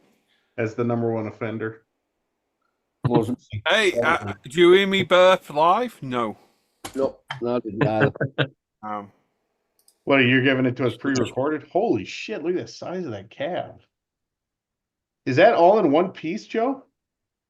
What's that? The cab? That's one piece? No, these Mobius kits are really Oh, nice. okay. I would say it should be a cool. bunch of panels, right? Oh, that's still Beast Yeah, stuff. it's one piece. the AMT kits. That would be 4 separate pieces Mm-hmm. that you're holding there. You're going to use a couple of sets of 2K on that thing as well, aren't you? Easily. Mm-hmm. Wow. Like, well, what colour are you doing? Wow, that's a beast. I'll go through your range and see, Paul. I don't know. Good luck. Yeah. 750 colours on there now. Be around. Here we go. Are we going to see the birth of the Lorry line of paints? There's already some on there. Really? Mhm. Yeah, there's Volvo ones on there, Mercedes. gotta- There's a few on there. You categorize them now. Do you have any wood grain stuff on there? wood grain. Well, Yeah. like tartan paint. I don't know what the hell you just said, but like brown. you mean wood colour? Yes. Yeah. Yeah, have a look through like the leather colours. There's a few in there. Oh, you do have some interior leather stuff too? Oh Good. yeah, because a full range of leather. And Oh, you yeah, said the you had leathers, the textured leather paint colors are great. for so I don't have to flock, eh? You have some texture. Okay, so we've got a full range of interior colours, Nice. and there's a small range of texture right now. I can texture any paint, anything. It's just an extra ingredient in there. So if there's any colours on there, you like interior colours, you want as a texture, just let me know, and I can switch it up You just for you. add some Halford's flock to it, and it's textured. Yeah, it's soil out the garden. All it is, just a bit of soil. We sift out all the cat poo, and away we go. Then. So I save the cat poo for damn parents' orders. Alfred won't do that for you. We Halford's Garden Center, you said? home base. But yeah, I've sent you a message there, Joe, mate. Have a look at that, and I'm trying to. Or save it for More feet. the pickup truck. Yeah, nice pickup truck, Joe. Pardon me? Prolapse purple. Oh, Trying to think what that look good in that truck. So many colours on our site, mate. So many awesome colours. Well, there's a YouTube channel, Autotopia, and I guess they're based in California. They do a lot of their viewings in California. And there was a guy who had a '57 Chevy, and it was gorgeous. And it's like a candy red at the bottom, and then on certain areas when you go up, it goes into black. Yeah. And it's 8 different colors. Wow. And he was talking about, because the guy's, that's what he does. He's a painter, and they're showing pictures of a like a '68 or '69 Chevelle. It was done the same way, but it was flipped, so the red was on top and the black. As we went to the bottom of the car, it was black. And he said it was 18 colors, because every 4 inches he would just, he'll put another mix of So is it blended? yeah, so he'll do the red, and then he'll go down 4 inches, and then he'll darken it, go down another 4 inches, darken even more, and There you go, Joe. once he clears it, it just blends in. Yeah. And it is a gorgeous car. quick question about the paint, Paul. Yeah. Obviously, I know you size the metallic to suit as best you can, which works. We know. Yep. Can you put is slightly larger flaking. Yep, no bother at all. I've got from super fine, fine, medium, medium fine, large, extra large. All I was Oh, thinking, and coarse as well. all I I've was got- thinking was if somebody wanted like a proper sort of metal flake color. Yep. Yeah, that was a cute. Paul I Paul's can won do that. whatever. I can do Paul whatever. won that full size stripper glitter in his paint. That wasn't full size strip of glitter. Yeah, you name it, I can do it. Clint asked an interesting one. He wants a. Do you mind me saying, Clint? No, good. He wants a red metallic flake and a black. Yeah. So That that would- that would when, look when the cool. light catches it, you can see the red metallic flake. Well, I had gotten a color from actually from Gravity Color and Splash Paint, and it's a Ford color. It's an actual color offered on the Ford GTs, and it's called Shadow Black. And I didn't really think much of it. I was building a Ford model kit at the time, and I went along and ordered it. And when I went along and painted it, I thought it was pretty. It was one of my. I was getting better in airbrushing, and the black went on really smooth. And I went along and put the 2K clear on it. Well, when I stepped outside from the garage, out under the sun, all of a sudden you saw all this blue flakes in the paint. Yeah. And I was like, oh wow. So I looked it up, and sure enough, that's what it was. And I have the old AMT, the 91 C1500, 454 SS. And I got a guy at work, a buddy of mine at work that actually has like an early 90s C1500. And I found a set of kits from Ray's decals or Ray's full kit decals or whatever. And I think I sent the picture of the decals to you, Paul. Yeah. And it has a really neat little decal for the bed where it says 454 SS on it. But the SS is in a red, and I don't want to do just. I like candy colors; they're pretty. Pearl colors are pretty, but I love metallics. Yeah. To me, I think metallics always have more of a pop and the light than pearls or candies do. That's just my personal opinion. But so I was like, I've seen black metallics, and I was like, the shadow black, and I didn't see the shadow black on ProScale's website, but I was like, you know what? No, we're The not hell got with it. that. I I'm wanna just see- looking now. I'm just looking for it now. I was like, you know what? The hell with that, man. I was like, the truck's gonna be black and red, and that's why I was like, I wonder if Paul could put some red flakes in the black paint, so when you put a light on it, you actually see the red flakes in the paint. So, but And it's off a Mustang, yeah? what's that? It's the Ford GT, which is the new version of the GT40s. Oh, yeah. Ford GT, yeah. Just looking. I found a shadow black, but it's got green in it, not red, not blue. Because the one thing I would love to do once I get more efficient, I should say, I guess, in airbrushing, is I want to take my hand at trying what they call a murdered candy, where they'll put like a red or a green down or whatever, and then kind of like the Tamiya tint, the black paint. Yeah. They'll put they'll have something like that, and they build up on it very slowly. So when you look at it, it's black, but when you put light on it, it actually you see the color underneath it. In this case, it'll be like red, and it'll be like basically wherever the light starts to fade away, it goes from the red and fades into the black. Oh, okay. And it's really good, but it's from what I've been hearing and watching, it's a pain in the ass to do because it's very tedious work. But hey, I mean, it is what it is. I'm just looking for this color now. But yeah, it's on my to-do list for next week, definitely. And like I said, as I said, yes, I will buy a couple of bottles. That's why I said yes. I said a couple of bottles because I'm pretty sure I'll find more than just that truck to use it on. Yeah. It's actually got me interested that in thinking about nothing specific, but doing something like that with more of a flake appearance in it. So maybe just a pure black with some red or whatever in it. I can literally make any paint. I just need. See, I keep getting people asking me.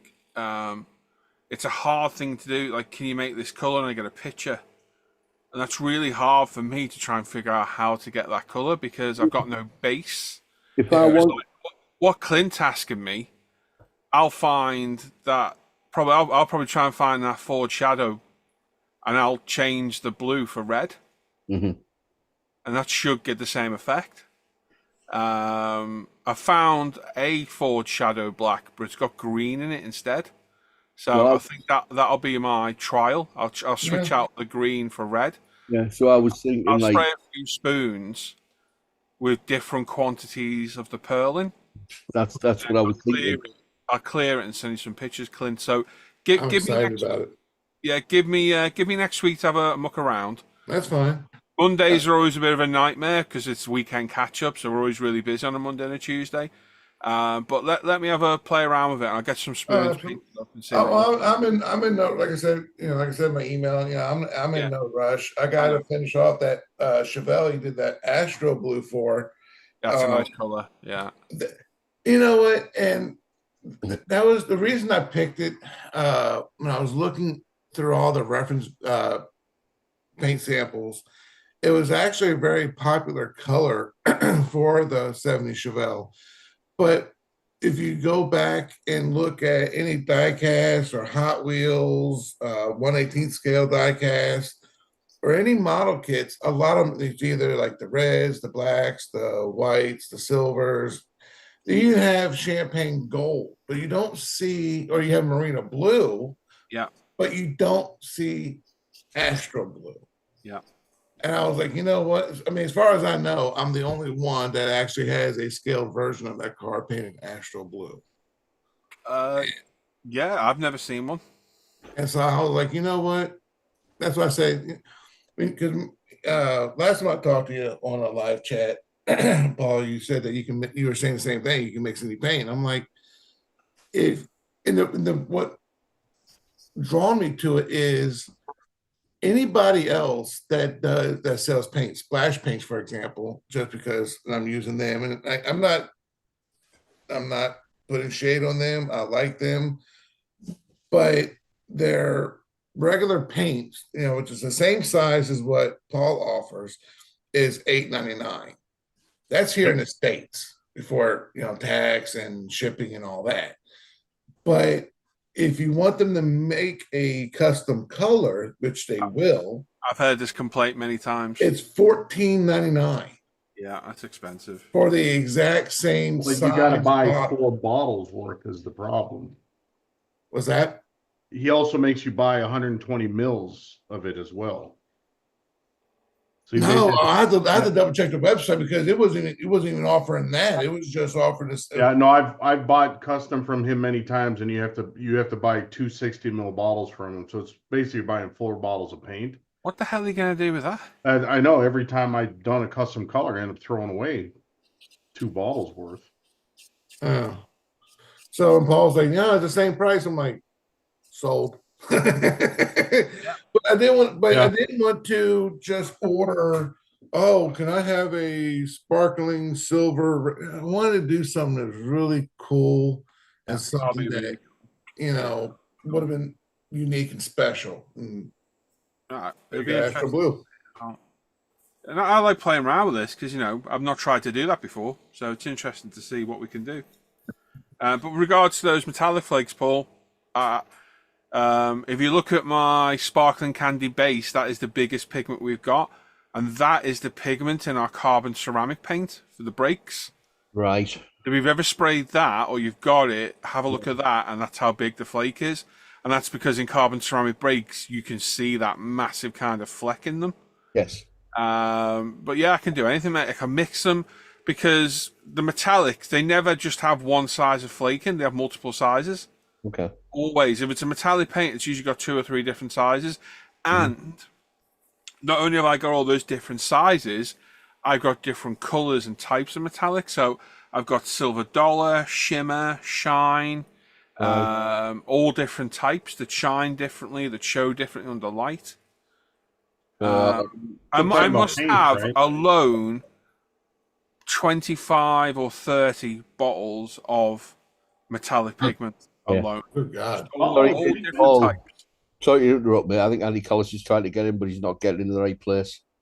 Is he looking in the chat for the link? Oh no, mate. I've just seen trying to jump in the chat. That's all. Well, there was Andy, you got to go to the supporter chat to get the link. Where's he put that? Oh, on the stream. YouTube. In the supporter chat, Callis. Come on. Oh, we've had one this thing. chat before. Once I get an idea of what it is I want, because on that lowrider group build, I'm actually giving myself a challenge because there's no end date. So I'm like, okay, bet I can do that because I got a pretty tight schedule. I'm doing a 58, 59, and a 60 Impala. And but I don't like the whole, 10 different, painted stripes on the lowrider cars. I like it just a clean old school car, as far as lowriders go. But and I saw there was a 59 Impala. It was a silver gray, and when you look at the light, it looks kind of like the color, Paul, that you painted the 62 Impala. Oh yeah, that's Sausalito Fire Mist metallic. Right, but it was just a little bit more silver to it, and I thought that would be a gorgeous color. Yeah, On the 59. I can tweak any color, literally any color. So once I get an idea of where I want to go with it, I'm definitely gonna hit you up for more of the custom colors. Yeah, no worries, mate. Yeah, Paul, Which car are you using for the lowrider? All three. No, car. I'm sorry. What car? Oh, well, I'm building a 58 and a 59 and a 60 Impala. Nice. hey Paul, have Yeah. you asked Clint the 2 questions yet? 2. Yeah, well, it's the 2 questions, isn't it? What does he like pickup trucks? Oh no.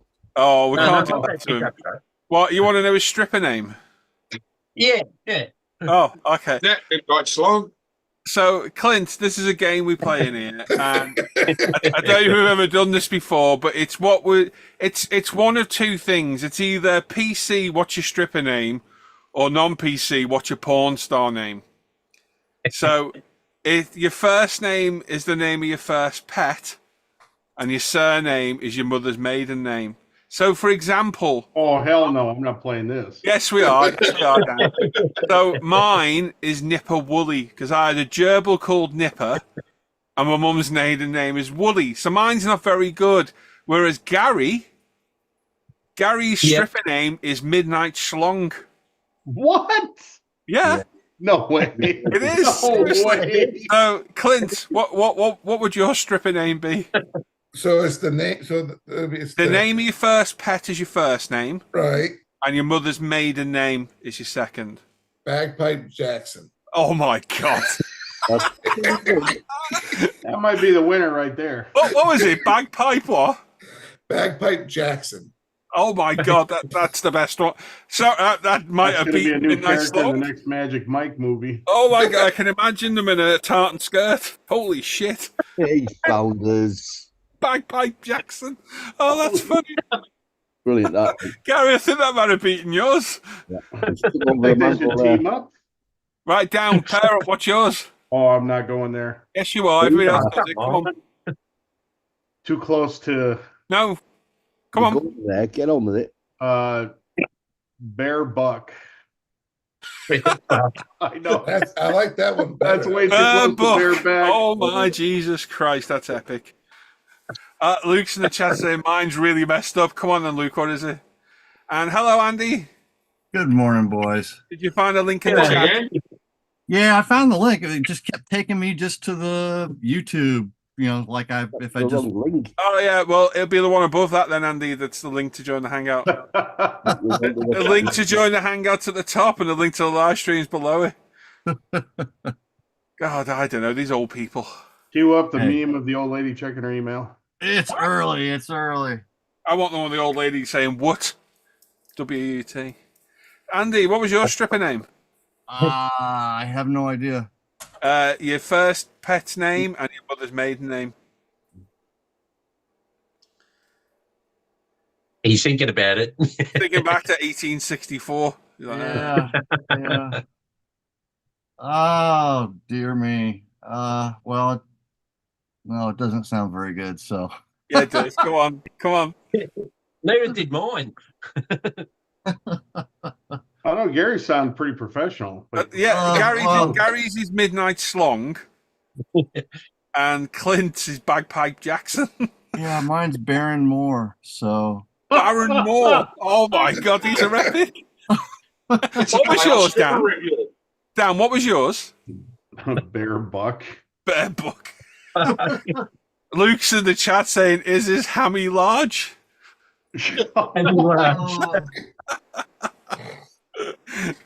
Oh my God, it's such a good game, this. Oh man, we got some epic ones there. Mine's shit. Nipper Woolly's crap. Really is rubbish. Joe, what was yours? Max Servage, so it's not good either. Pardon? Max Servage? Yeah. That's brilliant. That could be a Magic Mike character. Up next is Midnight Take Slong. you out back, and Max Servage will take care of you. I can see that on a billboard. Tonight only, Midnight Slong and Bagpipe Jackson. In the all-you-can-eat dinner buffet. All-you-can-eat dinner buffet. Early bird special for Mr. Callis. When I got my dog, I had gotten him when I was still married, and my ex wanted she said she wanted a child. I was like, not right away. And she goes, well, what if I find a dog at a good price? And I was like, okay. And she goes, okay, what do you consider a good price? I said, free. Free, yeah, that's a good one. And so many months later, or so much time later, we were driving. She came by to pick me up. We had her Jeep in the shop, which it basically stayed. And she had picked me up. And on our way back, we saw this little puppy trotting along this back road highway that we used to get to where we were living. And she was like, "Oh, we need to pick him up," and blah blah blah blah. And at the time, we had a Hyundai Sonata that was only like maybe less than a year old that we had gotten brand new. Oh shit! And it was also like a light rain. And I'm thinking to myself, a wet, dirty ass dog on perforated leather seats.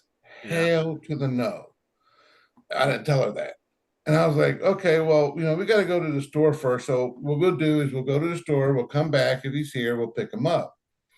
And she said, okay. So, and basically, look at it think of it as this. So if our dog was here, I went this way to the store. So instead of coming back, I went around up top to where we lived.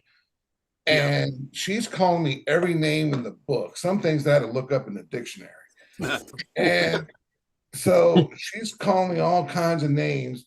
And I tell her, look, if his ass wants to be saved, he will be at our doorstep when we get home. We get home. And lo and behold, he's sitting right at our front door. Seriously. And I was like, well played. Yeah. Well played. Well, Clayton. So I was like, you know what? Damn. Okay, I got beat. You know what? It is what it is. And he's a terrier. He's a Scottish Terrier mix. He's a Schnauzer and a Scottish Terrier. And I was like, Scottish Terrier is kind of cool. Bagpipe was the first thing that popped in my head. And I told my dad that I had a dog now, and he was like, well, "What's his name?" And I was like, "Bagpipe." He goes, "What were y'all smoking when y'all came up with that?" He was like, What kind of bag are we talking about? Dad, no, Dad, come on, stop that. Clint, where are you originally from? Originally, Your northern accent. originally I'm from Baltimore. Oh, why is that funny? Nailed it. To the non-Americans, that's not going to mean much. Yeah, eh? Huh? Huh? Baltimore bagpipe. Your cousin from Boston. Mhm. From I was born in Baltimore, but I grew up in Louisiana. Jesus. Now I live in Texas. I've been living in Texas for half my life. Can I just address something? Paul, when did you start that? Hey, what? When did you start that? Who? What, the Porsche? Yeah. Me? No, Yes, Dad. not you. Oh, About 2 days ago. oh, But you're PP. building a Porsche now as well. What the hell is going on in here? I just realised Paul's building a Porsche as well. Jesus Christ. Yeah, but it'd be Sorry, so. I ran out of paint for the Liberator. Right, okay. So It's be the careful don't tell those Paul about the group oh, build, group build. Oh, okay, that's gonna be cool. Yeah, So I've Paul, be very careful if you're putting the full decals on that car. They're very delicate on that Titan Porsche. Yeah. I'm Oh, prepared. Jesus Christ. Are you stripped? Jesus. my God, you Oh, stripped the paint off them now. yeah. Yeah, but look at them. They're Fujimi. So I thought you were doing the pink pig for a second. No, you haven't turned over. Amazon have Doing another flamboyant scheme. Amazon have Those decals are pretty over, haven't they? flamboyant. And yes, it's ProScale, deep scale, deep black. Nice. It's a deep black, that isn't it? Yes. Definitely lives up to its name. Let me just catch up in this chat a bit because I've missed a few little comments here. I can't see the check because it's under the wing of the Liberator. That's all right. Dollar came from the German word Daler. It was a coin made from a German silver mine. Really? Oh, okay. Mike says the next 2002 will be the normal kit. It has round rear lights. I'm going to install the Fujimi Fender set number 3 there. I think that'll be great. I like the round rear lights better. They're the round rear lights. Yeah, I know the ones you mean. Yeah, very cool. Rob's there, saying morning all. How's it hanging? All right, mate. Mark says ruby red or wine colour look great on the truck. Man, he's got so much choice to look at on that site. I wouldn't even know where to start. I have trouble picking colours. We know that. Yeah, shut up, you. Mike says ProScale paint chrome is the best. Many steps, but the result is awesome. Nothing is better. No, I agree. Mr. Callis there. Dan's there saying I get up early to see you in the hangout. Someone give him the violin. Vlog Screeching, interesting name. Says, hey guys, do you have any tips for making cosplay without a 3D printer? Wow, you're going to have to get inventive, that's for sure. Yeah, how to make what? Cosplay. Oh, Comic-Con. Yeah, without a 3D printer. I'm heading to Comic-Con here in about half an hour. Really? Yep. What? What's on there? I just go there and buy some shit for my kids and save it for Christmas. Ah, fair enough. And he gets to dress What are you up. wearing? You're just going to see the Scanty the Clag Boba Gets to Fett wearing, dress aren't up you? like Sailor Sure. Moon. Yeah, Yeah. I'm good with that. Get some pictures, Joe. Sure. Yeah. Hammy Large is there as well. Oh, Luke, you'll pat it. I'm stuck now. We've got so many good names. I don't know which one's the best now. We got Bear Book, Bagpipe Jackson, Midnight Slong. What was yours, Andy? Baron Moore. Aaron Moore. You pay him more, he's bearing more. I can imagine Andy in a cowboy hat and just a holster on his hip. You can. I don't want to. Bang bang callus. Come out with his cap gun. Oh, that reminds me of that skit. I think it was from Saturday Night Live. Andy's like, I should be in bed. yeah, I could Come have been on, all Clint. nice and What was warm that? with the covers. Saturday Night Live, Clint. Yeah, there was a skit on Saturday Night Live, I think it was. And it was like this room where all these guys were auditioning for male porn stars. And they had to, and for them to sign up, they had to come up with a name. and it would be like someone would come in and it was like, yeah, I have I have an extra long or extra sausage pizza, whatever. And and every time someone come in, they're like, oh, they'll rush to the window because they came up with a new name. It would be something from what someone just said. Yeah. So, but because you cannot come up with those names. No. No, Like- I got sucked in when I had to think about it when Paul asked me for the first time. At least you get And sucked then I off. thought, I would say that's an interesting no, choice of stuck words. in. You know, when it comes And to I think- pets, go ahead. Go ahead. I was thinking, as soon as Paul asked me the two questions, and I put them together, and I started thinking, I thought, oh my god, what a name! Well, as soon as y'all explained, as soon as y'all explained how to come up with the answer, and I was like, I was already thinking bagpipe. Oh Jesus, man! Oh, yeah, wow. that's what I was thinking. Oh, brilliant. But, I was listening to the radio a couple years back. And I was coming home, and I actually swerved off the road a little bit because I was laughing so hard. And they were talking about when you name your pets. And he goes, everyone wants to name their pets, this cute little name. But when the name's not cute, when you're standing out inside in the front of the house in your shorts, yelling out your dog's name at night, for them to come back in. You're like, Cupcake, Yeah. Cupcake. Fluffy The Buffkin. name's not cute after that. Fluffy. Yeah. Oh, God. Now we know where Crocodile Dundee got his name from. Yeah. Yeah. There's actually a stripper name all along. Could be, yeah. Oh. Well, it's almost 6 a.m. here, and I got to get up and get ready for church, and Oh, I got to get my get right on, and also go to work. Yeah. All right, Clint. Nice one, mate. to Clint, meet do you guys. you want me to add you to the supporter chat group and the supporter group on Facebook? I'm sorry. Do you want me to add you to the patron supporter chat group? Sure. Yeah, I'll check. It's a Absolutely. messenger group, so make sure you mute it. I'll add you now. Yes, sir. All right, mate. Have a good one. All right. Good Have a meeting good you, one. Clint. Yeah, have a Nice good to one. meet you, Clint. Nice to Bye-bye. meet you. Bye-bye. Take care, Clint. Is he a new patron? Yeah, he just joined this morning. Oh. Cool. Literally just joined this morning. More money, bearing more. We got 30 watching. We did have 34. They've just gone. I think Dan opened his mouth and people left. Yeah. He's got a habit of doing that, unfortunately. Right, let's get him in there. Let's add him. Not a bad showing for a Sunday, no? scheduled Sunday morning, if you know what I mean. Sunday night. Sunday night.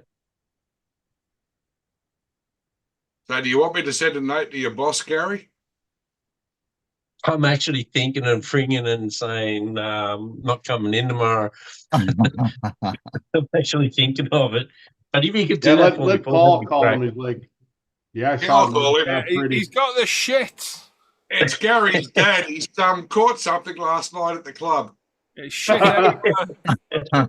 I saw him on stage shit himself. Yeah, Midnight Slong was putting in an extra late performance and he's managed to soil himself again. One too many. One too many. He's been hanging out with those guys in the pickup truck again. Oh, no. I thought that was going to be one of the two questions you were going to ask Clint. That's right. I thought we were going as well. Right, pickup truck.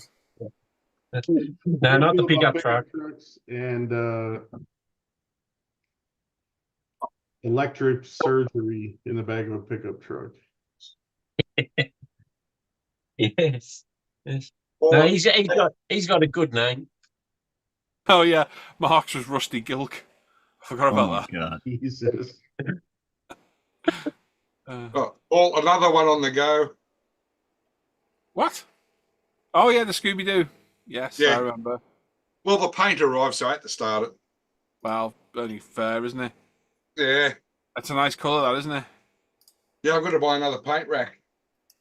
Dallas, are you modeling or are you working on a grill? Here you go. Listen, there's a question for this week's bench update.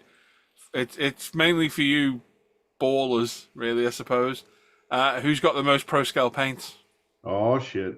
Yeah, Well, because there's a won't be lot of. me. It's not me either. 'Cause I haven't got that many on my rack up there. I got about 50 of that. Because there's a lot of people out there who shared their cave this week, and it's like, holy crap, you guys have got a lot of paints. So I proposed a question in the bench update, which I have actually managed to do, even though I said that I wasn't going to be able to do it. Let me count. Dan shamed me into doing it. So Oh. As a level 15 patron, I felt it was my duty. yeah, to belittle me trying to improve life for my family. Thanks, Dan. Oh, Jesus. You know Oh, what? he probably did. I can hear him go to Hannah and James. I shamed him in the chat yesterday. You seen that? Oh, Paul's not there, and he messaged me going, "You asshole." He did, you fucker. I can't What believe did you call me? What's it Oh, called? I don't remember. But you flipped it on me. I was like, you bastard. Yeah, you damn right I did. And he put I've only dickhead? Question I've mark. only got about 34. Oh, yeah, you called me a dickhead. I was like, what the? Yeah, because you were giving one of the supporters grief. So I said, pipe down, dickhead. Yeah. I've got 48 plus 3 sets of 2K. Ooh. Yeah, I've got 34. Facetious, you called me. That was it. Oh, yeah. I was quite impressed you spelled that, to be honest, Dan. So I- rude. Did he spell it correctly, though? I think so. I think his spell check helped him. Everybody's so rude to you, Paul. They are. Yeah, you're never rude, are you, Joe? No, never. I tell you what, Joe, you make me want to actually get a truck there. That looks fantastic. It does look like a really good kit, doesn't it? Yeah, yeah. I bet that thing's an arm and a leg, isn't it, Joe? Was it Mobius, yeah? That Cheers, hobby Joe. shop that me and Chad went to a couple weeks ago, he's got about 30 different semi-kits, and I was kind of impressed. Holy crap, it's expensive. I can't even get it in the UK. It's like 70 quid. 100 quid posted. Okay. So You want me we to were pick you up one? They're not that bad over here. I'm just Well, thinking that it'd be good. You want me to Good pick you up in, one before I send out Hell no. package? No. I want a truck. Yeah, you then. I don't want a truck. Oh, we can get it on Amazon. 90 quid, £90 on Amazon. Jesus. Paul's already got a truck that he hasn't started. No, I haven't. I sold that. Oh, okay. Well, Joe disappeared, so I don't know if he's ever coming back, so I thought I'll get rid of it then. I think he is. I think we will see him. Oh, shit. It's about to slam your car door. Joe, you think we're going to see Joe again? I do. So. Oh, we do. He's been gone a while. I missed Joe. Yeah. Nice guy, Joe. Hope he hasn't fallen down the back steps again. Oh, God, do you remember that? Yeah. Used to... Poor guy, yeah. Slipped and fell down the steps out back, didn't he? They're on the ice. Yeah, it was, wasn't it? Fell right into the wood chipper. Oh, God, do you remember that? That was hilarious. Live streamer one morning, and the councillor of us had a wood chipper outside my window, and it was as loud as hell. And everyone in the chat's like, "What's that noise?" Like, it's a wood chipper. So he started doing that joke thing of like, "It's a wood chipper," and all going on about it. And Joe came back out of nowhere and goes, "Has somebody got a wood chipper on the go?" You had to be there because we've been banging on about it for about 10, 15 minutes, and then Joe came back, just innocently goes, "Is that a wood chipper?" I think you just have to be there. It was funny. Oh, it's my little mate back. 2 seconds. Oh, lunch Yes, is all right. Dan. Yes, Dan. I am at home at the bench. Makes a change, Andy. So It is good to see you again. Anybody, anyone thirsty for an Oreo Coca-Cola? Oh, for Christ's sake. Oreo Coca-Cola. Oreo Coke. I'll have that. What the hell is that? That sounds like something James would drink. It is. James, sell it. know. Sell it to Dan. Sell it to everyone. Hi. Hi, Hi, James. James. G'day, James. Say hello to everyone, Hannah. Hello, everyone. Hannah. Hello, Anna. Good morning, Hannah. Dan's been shaming us again. Oh, I what know. now? I said you'd be God, living. here we go. I'll tell you off camera. I can't believe the things he's been saying about you. I need to Thanks know for about, the great packaging. You know, he jokes around. James going to grow up thinking I really am talking smack about him. I need to know about this Oreo Coke. That's horrible. It's a home bargain. Paul Price was thanking you for your packaging. Oh, thank you. That sounds a bit dodgy saying that. Your ProScale paint packaging. The box looked like it had gone halfway around the world. Yeah, well, it had. It had. Yeah, it had. Well, I was a bit worried when I opened it when I looked at the box. Hell no. So the box is there to absorb the damage. Look like Paul put his grip on it again. Shut up. Rest with A my bit more hand. than that. See you in a bit, mate. Bye. See you in a bit. Bye. The Bye-bye. picture is in the supporter chat. I And was the other waiting one day James is going to come to the U.S. looking for me like the dude from The Princess Bride. I'm Inigo Montoya. You insulted my father. Exactly. I shall have my revenge. Like, your dad was lying all these years. You'll be walking through an airport and he'll be on a payphone. Oh, yeah. You know that, don't you? I have a unique set of skills. Coke Zero Oreo biscuit. That's a real That sounds flavor? bloody Yeah, awful. it's a real drink. He's got a can of it there. I'm just looking on the internet. I thought maybe James was messing around, dropped an No. Oreo or something. No, that's a real flavour. 25 All right, dipshits. He's I have trying to go get him Comic-Con. jacked up. And All right, Joe, have fun. See ya. See you later, Joe. Have a good time. See ya. Right, Thomas in the chat saying good morning to Paul and everyone. Recently moved houses. Been in the process of building out a new model bench. Oh, nice. Left a house that had a barn from 1750 where I worked to a new garage with no dust. Wow. Wow. Yeah. Nice. That's a contradiction of terms. A garage with no dust. Well, yeah. Give it time. Stephen says after I mentioned the wood chipper to my Halford's comment, so thank you. And Thomas saying he's got lots of kids to get working on. Yes. And Stephen saying hi, James and Hannah. Oh, don't let us see you spelled the name wrong. Oh, Jesus. Just doesn't like that. She doesn't like the name. Three Oh, N's. it doesn't like the H on the There's end. there's no H at the end. Trust me. Three N's, three H's. Dan's already insulted her this week. I made James Mark, cry. quick. There's no proof of that. You made James cry thinking they had a Oh, here we new go. a new mum had taken over ProScale. Am I the only one that's actually gotten a video of James crying? That was a brilliant video. I won't ask why you make James cry. Oh, let me count the ways. God damn it, Chad. Do you people not read the bloody supporter chat? Chad's messaging me asking for the link to join. I've only copied Mr. Callis into it. Well, So I you mean, can see it. that's not my normal Sunday. And when Chad gets in, ask him how his trip fives did. Okay. Yeah, well, we've had to do this to avoid the flag quizzes. Yeah. I only have 2 type 5s. Sorry. Is that guy still trying to get in the live chat? Probably. Not the flag guy. Yeah. Hmm. The hacker. the hacker? Yeah. The hacker. Yeah.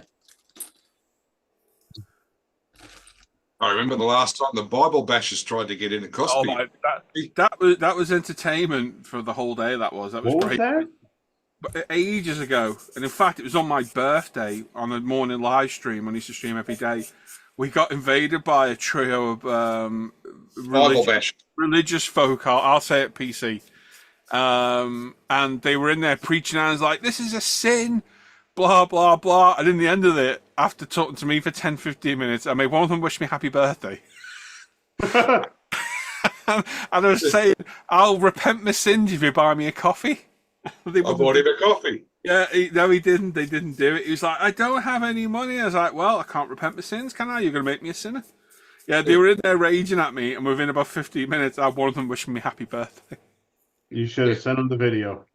Oh, yeah. Buy me a coffee. Buy me a coffee and kick him out. And We we're got a video from our last mobile worship session. Yeah. Morning, Chad. Hey, good morning, guys. If you ever can't get in, go to the supporter chat, mate. The link's in there. The separate. Yeah, I didn't look in there.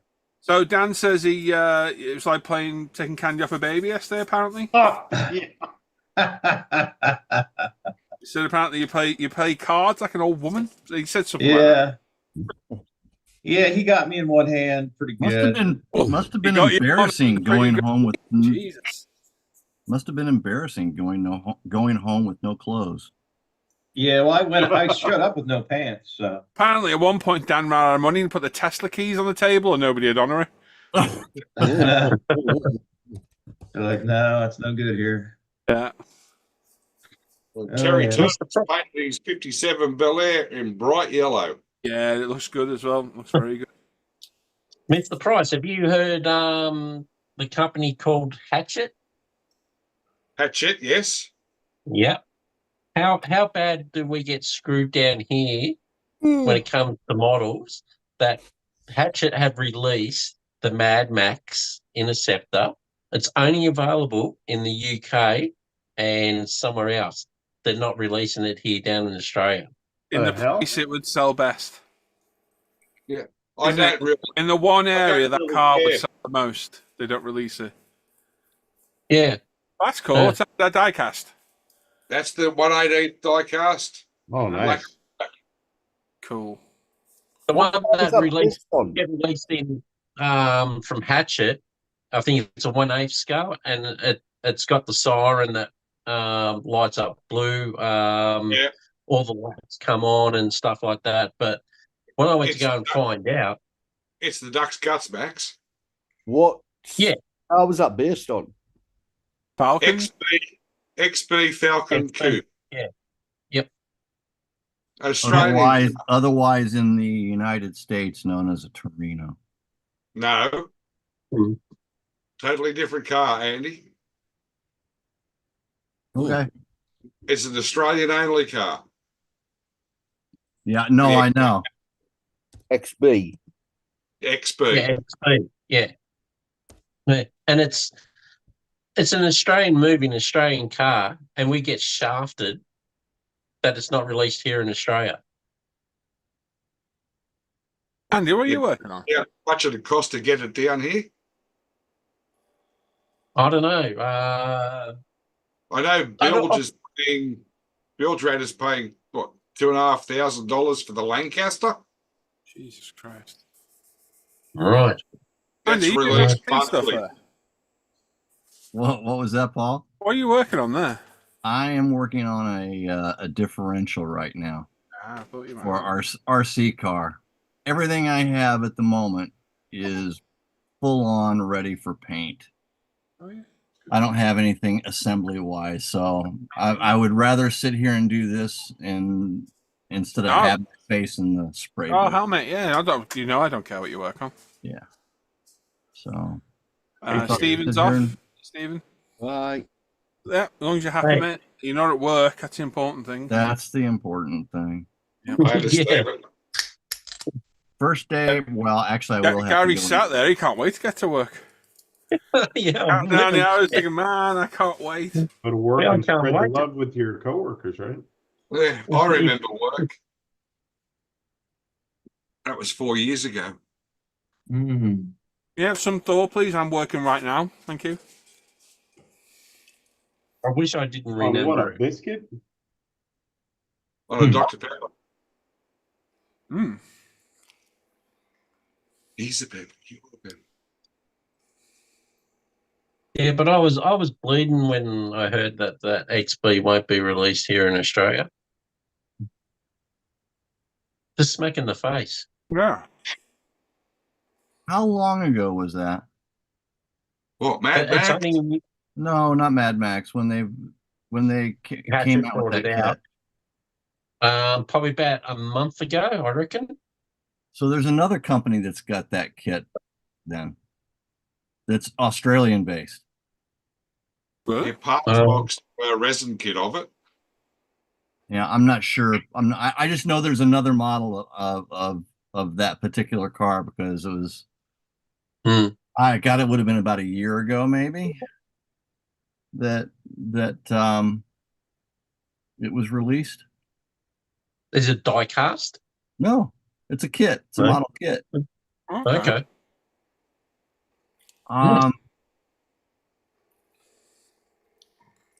You guys ever listen to On the Bench modeling podcast? No. Do you listen to modeling podcasts? No.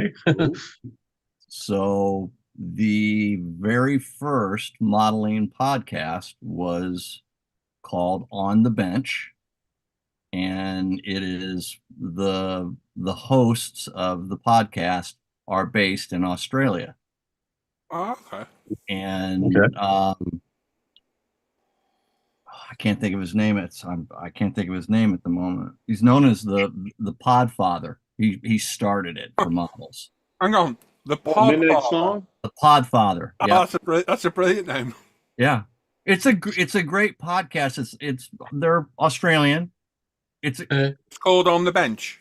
It's called On the Bench. Okay, I'll have to look for that. And they did a whole episode interviewing the manufacturer of that particular kit. So if you go back and you go back and search through the archives for On the Bench, you'll find that episode where they're talking to the guy who has that kit. So if you're interested in it, you can find it that way. Yeah. Yeah. Okay. It's a great podcast. Okay. What if I'm not interested in it? Well, then you can go build a Torino. Yeah, you go shut your dirty whore mouth. That's what you can do. Yes, there is a reason why there's no XB Falcons in Australia anymore. Why is that then? The Americans have been buying them. Blame us. I've never even seen one. That's it. Take our cars now. Oh God. Good morning, Michael. Michael Visco's in the chat saying good morning, buddy. Good morning, They can't get everybody. enough of the Commodores, Gary. And Terry's thinking of pulling the sickie as well, Gary. Oh, what's that? Sorry. Do it, Terry. Terry's thinking of pulling his sickie as well. Just put it down as Monday-itis. Monday-itis.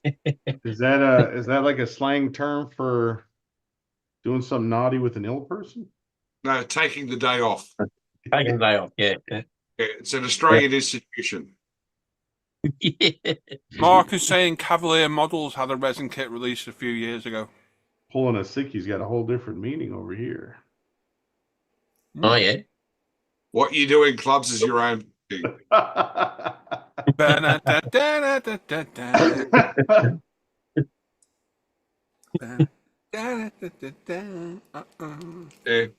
If you want one, Gary, the parts box have one.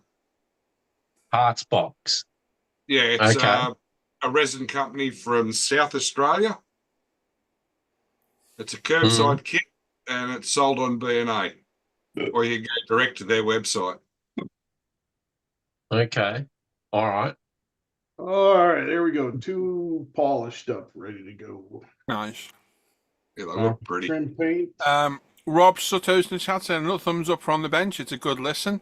Some great possum chat too. Ooh. Oh, I think Rob's Australian. It's true. Awesome. Yeah. Yeah, Right. possum chat. Chad, what the hell's possum, Chad? They're a marsupial in Australia that really I annoy know what you. a possum is. That literally what he's talking about? Yeah, it's just we talk about possums. Yeah, they chatter a lot. Paul, bastard. Why's everybody named Paul Thank in you. this group an a-hole? The same reason everyone called Dan's a cunt. And I did say that word as well for dramatic effect. You're gonna get You could say- demonetized. You could say see you next Tuesday. Nah, just call him a cunt. It's easier. I'll see you in the MT. I don't care. An uncouth word. It's very uncouth. It's probably like the second worst word you can say. Shut up. It's a term of affection in Australia. It is, isn't it? You call your mate CUNT and people Hey, go, yeah. mate. Really brutal. That There one. there was even an advertising campaign with it that used it. Huh. Yeah, see you in the Northern Territory. Ah, yeah. Where the bloody hell are you? My Oh God. God, that's a horrible ad. Yep. Yep. Right. No white primer. Oh! What's that? And down. Yeah. No. And I remember why I was polishing in the booth. No white primer. That auto glim goes everywhere.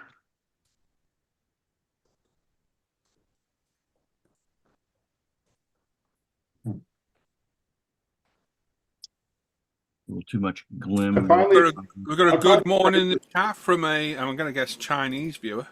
Yeah. Good morning. You sure? Could be Japanese. I guarantee right now there's some poor bloke sat there who's been watching us with his family in the background, full volume. He's just had to turn us right down because I said one of the worst words you can say. And his kid's like, Daddy, what's a... What's that mean?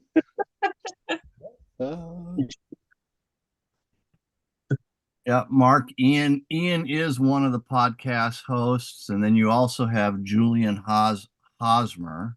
He just called one of you guys an Aussie slag. Damn. But Slang. I can't think of the main. That's not what guy. it says. He called you a slag. It's all right. Terry's allowed to. He is Australian. Yeah.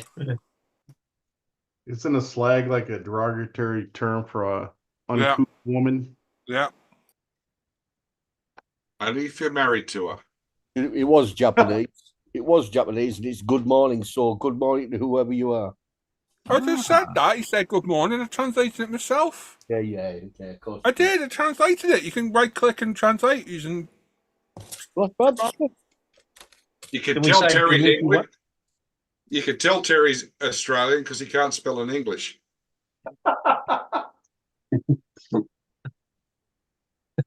Well, anyway, good morning to whoever Yeah, you are. play auto correct, Terry.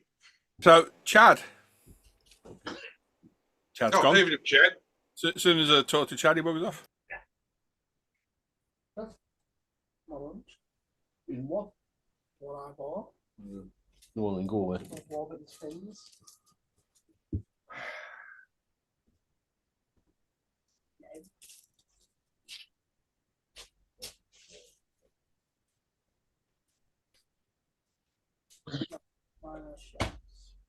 Small, big one.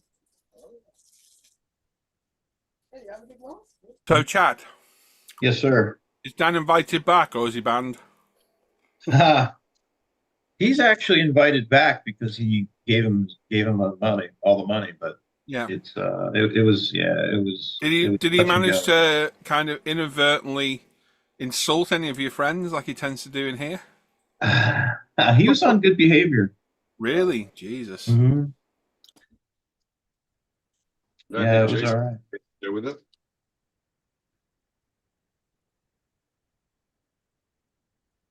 Yeah, Chad and his poker coach were signaling each other under the table the whole night. Oh yeah, with a tampon. They had a dirty tampon they were kicking around to each other. Yeah, you're not supposed to know that. Oh. Hey, the guy that was sitting next to you, what's his name? You got Steven on your left A and blonde-haired kid. the kid, blonde-haired kid. Yeah, well, they're all kids to me. I'm old. The guy who's sitting to your right, Oh, to my right's Drew. your poker coach. Oh, Drew. Does he know he looks like Beavis? Yeah, he does. I did. I wanted to say something all night because I saw that I noticed the hair and I went, holy shit, he looks like Beavis. Just start doing the laugh. Oh man. No, I didn't want to be mean, but with the he had a mini. Doesn't normally stop you. What's that? Doesn't normally stop you. From being mean, yeah. From being What did mean. you notice, Dan? Oh, I was trying to take their money. Oh, I said no. I noticed he had the mini pompadour going on. I went, holy shit, he kind of looks like Beavis. Yeah, he's had it longer than that before. It's funny. And I was like, I don't know, that might be a sore subject. I just won't say anything. Yeah, he does that to people on my Xbox, insults them in a very vulgar way as well. Here we go. Poor Richie, poor bloke. Terry says I'm going to have to join the video chat one day. Yes, mate, the offer hangouts are there every day, mate. Come and join us. Make sure you're mentally prepared, Terry. Yeah, we'll keep Dan on a leash. Terry's going to come up with good. He's got time to think about a good name now. Well, you can't think of a good one. You got to give the original one. Chad, what was your stripper name? Handy Martin. Oh my God. Oh my God, these are brilliant. Remember, if you can't be good looking, at least be handy. Right. Or at least bear your book. Or play your bagpipes. Bagpipe Jackson, that's a great one. Say bag pops? What? Bagpipe. Oh, Hmm. we're going down a whole other path. Oh, brilliant. All right. So many good ones. Teddy says his would have been Max McRae. That's not bad. Max McRae. Okay. It's no midnights long. That's the guy that runs the stripper club. Yeah, that's the guy. Yeah, that's the owner. Open shirt, loads of chest hair, big thick gold medallion chain. Looks like John Turturro. Who's that? I know that name. Guy from Transformers, the really weird guy. Oh yeah, he's odd, isn't he? Yeah.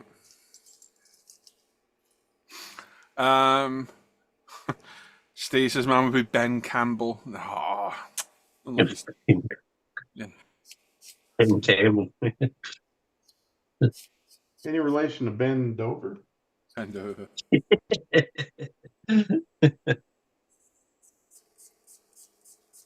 Yeah, so you need to start counting your ProScale paints, boys, for those of you that are getting up there in the numbers. I think we're looking, it's probably going to be Dan Parent, Andrew Dewar, and there's another person as well that had tons of them.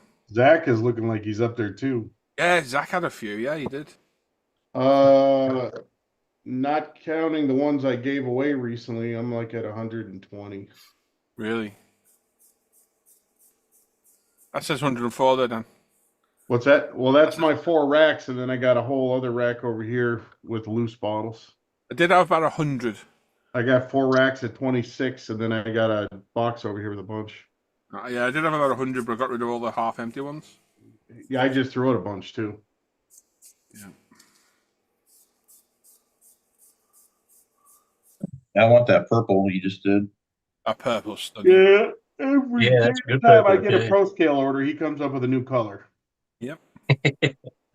I'm your supplier. I'm your drug dealer, your paint dealer. He is too. It's ridiculous. If I have my overcoat, flashing paint. Hey, what about some paint? Then he sends you these free lucky dip colors, like you want to sample. Yeah, free is free. Gateway drug. Yep. Actually, I've got to spray that Red Bull colour, the blue sea. Yeah, that's a nice colour Yeah. there. Take your time. Have you got the side decals on that yet, Chad? Yeah, I do. They were challenging. They're a pig, aren't they? They were. Did they crack on you at all? Where the hell's my camera? On which one? I didn't crack any of them. No, it's just good. they're big. Yeah, you got to really take your time on those. Yeah, I did those first, and they came out all right. They're good. They form fit everything. Yep. I let them dry this time. Was that from the Tamiya? Yeah, it's to me a Subaru. It's a slightly different Right. one. That's a 2001 you're doing, isn't it? It is 2001. Oh, that's Okay. the one I did. That's a bug eye one. Yeah, it's got the bug eyes. Got a face like Dan. Yeah, a little bit. It's a little thinner. Oh no, it's definitely not like Dan's. Oh, Oh. Oh, John. Well, Dan, another drink. Oh, damn. What you John? Oh, is that the woman that gets her hand trapped in the door? Yeah, I didn't see the first one. Yeah. What's she freaking You out put the about? sound on. Put the sound on. Oh, I know she's screaming. Oh, That's painful, that. So we've got 31 watching. Not bad. If you're there and you haven't said hello, say hello. Let us know you're watching, what you're working on, what you're up to, what you're doing. David. And if you haven't given us a thumbs up, give us a thumbs up. Yeah, we don't bite hard. What was that? Mark saying that Andrew, the other podcaster, David. David. What you actually building up now then, Andrew? Me? What's a differential off? The differential is for a it's called the company is called Custom Works, but it's an Enforcer 8 1/10 scale sprint car, outlaw sprint car. Oh, nice. Oh, Interesting. It is it's a direct drive sprint car, Okay. electric. all sprint This cars is are the direct drive. this is the chassis, Nice. the start of it, Carbon fiber, yeah. carbon fiber. The chassis. So, how much does that set you back? Wasn't He cheap. doesn't want to say his wife might be listening. No, actually, she purchased most of it. To be perfectly honest, Bless her. If you don't want to say, don't worry. no, it was about $600. That's not bad. Full carbon it's fiber not- frame, isn't it? I mean, it's just Is that just for all the running, the actual chassis, not the electronics? And yeah, that's just the chassis, nothing else. nice. But it's What's the body shell look like? What is it, like a standard sprint car type, or? Yeah, big wing on the top. Yeah, the twin-sided wing, yeah. Yep, big twin-sided wing, huge Nice. rear tires, front tires. And Jagged? what motor's going in there? Brushless? This is going to be a brushless, yes. Be Chevy. It's a spec motor. It's a class that we run over here. Everybody runs the same Right. motor. Everybody runs the same speed control. Yeah. Racing's really close, Nice. which makes it exciting. You get like, Yeah. 20 sprint Yeah, cars. it's down to the driving then, isn't it? Rather Yeah. than the car. Yeah, that's cool. So They tried that in Australia, Andy, running the same engine, but everybody instead of running 350 cubic inch engines, changed the cranks and ran 400s. sure. Yeah, no, I mean, you're Australians. You guys do crazy motors over there. Right, let me answer this. Terry's in chat saying, how long do I have to wait before I can mask up the Bel Air to spray the silver on the side of the car? What paint was it, Terry? What paint was it that you used? I saw it was yellow. I didn't see what paint you'd used. Because that's what will be the deciding matter. And how long has it been since you painted it? You get yourself in Terry Turtle. Pardon? You want to get yourself in Terry Turtle? No, get yourself in here, Terry Turtle. Bye. Trust my words. You don't like that, do you? You never likes me trusted. Honestly. You said it. Yeah. I was referring to the chat. Mike joined the video chat one day. So Dan, I've triggered him. Doesn't take much to be fair, like. What happened? He triggered him. Trigger Paul. So lit me up. You sprayed it today. Okay. Oh, don't do it yet. No. Depends what paint it is. How many hours ago was it painted? All depends what paint it is. And how warm it is, potentially. Yeah, what's the temp like? Generally, my answer is leave it overnight. 12 hours. You should be just fine. If it's things like Tamiya or TS especially, you need to leave that a couple of days. Because it can leave imprints in the paint because it stays soft. Yes. Anything that's been thinned with like a leveling retarder thinner will take longer to dry. Whereas stuff like mine, 15 minutes. yeah, you literally half an hour, it's flashed off, you're ready to go.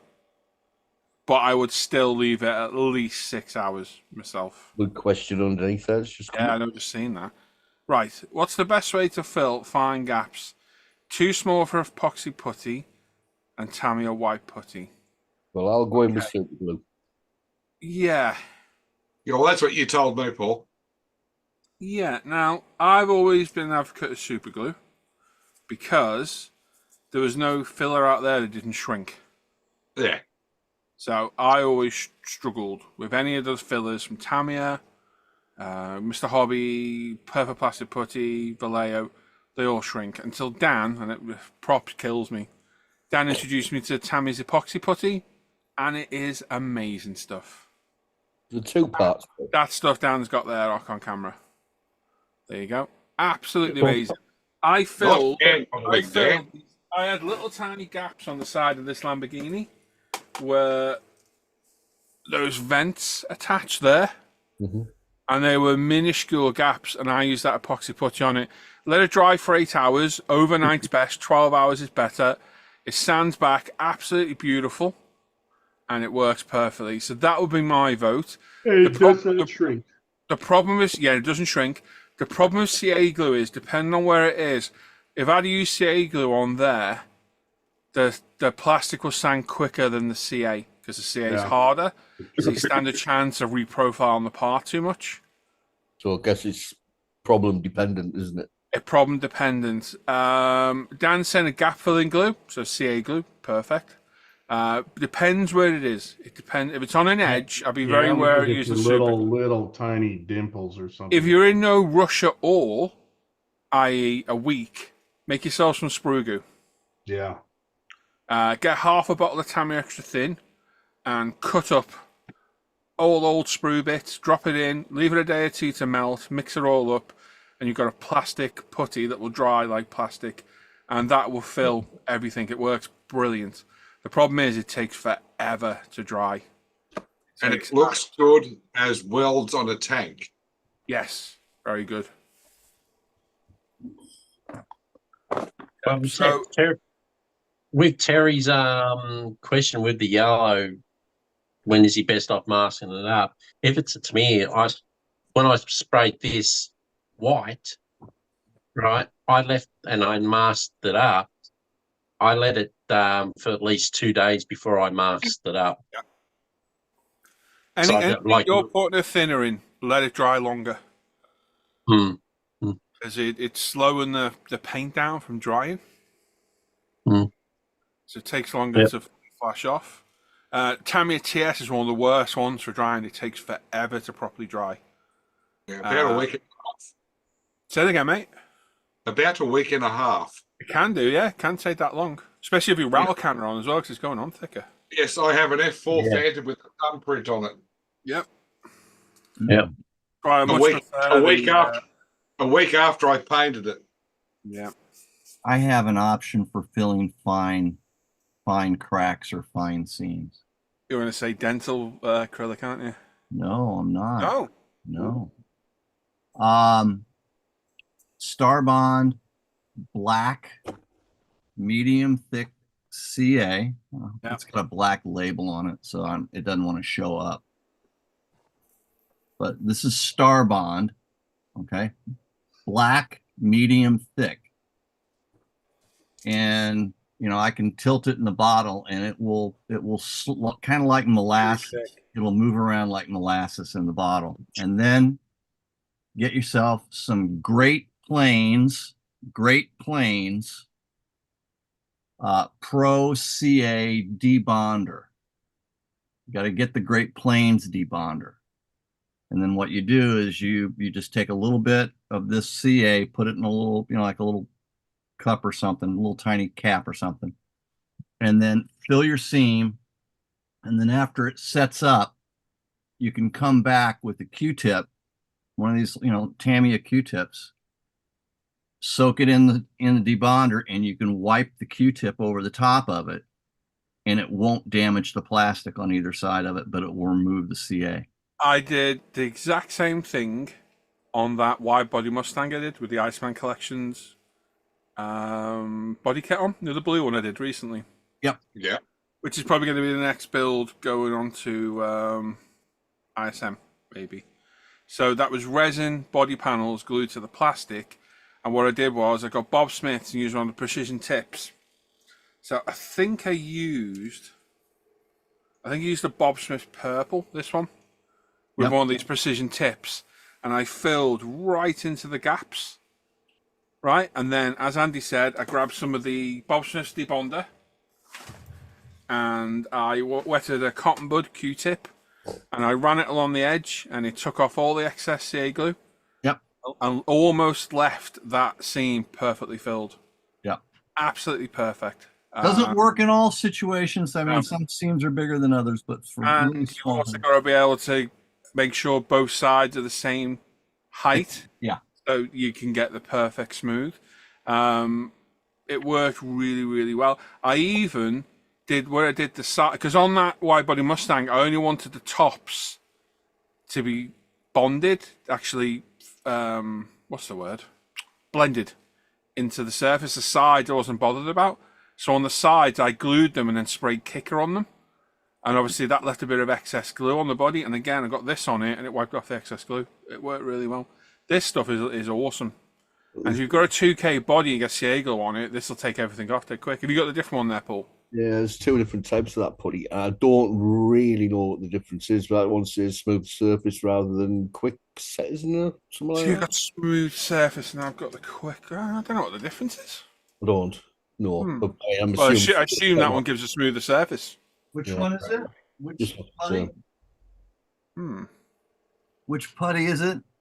He's got The the blue box. Yeah, I've the got smooth blue, one. blue and the green I've got. I'll tell you what, the stuff that's that brilliant. Dan showed, the quick type. Oh, SMS paints. This Yes, I've got the blue one. stuff is not easy to get a hold of. It's not bloody cheap either. Yeah, no, it is. Well, it is for you. You know, Great. I think the bottom line is when it comes to filling seams, there's not just a one way of tackling No, it. I've no. probably got 10 different ways. Oh, it's all situation dependent. That was only Well- £3 a box in Japan. Yeah, I use the only ones I don't like to use are your typical filler putties from Tamiya, Mr. Hobby, Vallejo. Now Vallejo does have a use, and a perfect example is if you're doing wing routes on an aircraft, where you might have a gaping seam line because it's an imperfect kit, but you don't want to fully fill the seam line because the aircraft has a natural seam line. So knowing full well the Vallejo plastic putty filler is going to shrink, you can use that to your advantage by putting it into the panel line gap, wetting a cotton bud, wiping off the excess, which will then leave a little divot in that panel line, which when it dries, that will shrink back and put the panel line back in whilst filling the gap. So there's all different ways. So there's definitely, as Andy says, worth having a few in the arsenal. Yeah, Definitely. Knowledge is power kind of thing. So, CA glue, definitely got its uses as a filler. I'm very dubious of using it anywhere near an edge or any detail part because the plastic will sand quicker than the CA glue because CA glue dries rock hard. So you stand a chance of reprofiling or losing detail. Whereas the epoxy putty, for filling fine panel gaps, works great. I don't know what it's like on larger gaps. I don't know if Dan's using it on a larger gap. I assume it'll work just as good. The other thing to remember as well, especially with building aircraft and that, is if you're filling through a panel line gap, don't use CA glue because it's a nightmare to scribe through. As I'm going to place money, so would that putty be as well, because you'll probably find you'll pull the putty out rather than putting this panel line in, and that's where sprue glue comes into its own. Because once it's there, it's like plastic; it just scribes perfectly. That stuff as well is brilliant if you do armor and you want to do some welds. Yeah, you can just Mix put that them together and just do a very, very, very thin roll of it, and then use something like a cocktail stick or something like that, like a curved end of it, just to put the welds in. Works brilliant. there is another thing about CA glue. If the longer the CA has had to cure, the harder the CA gets.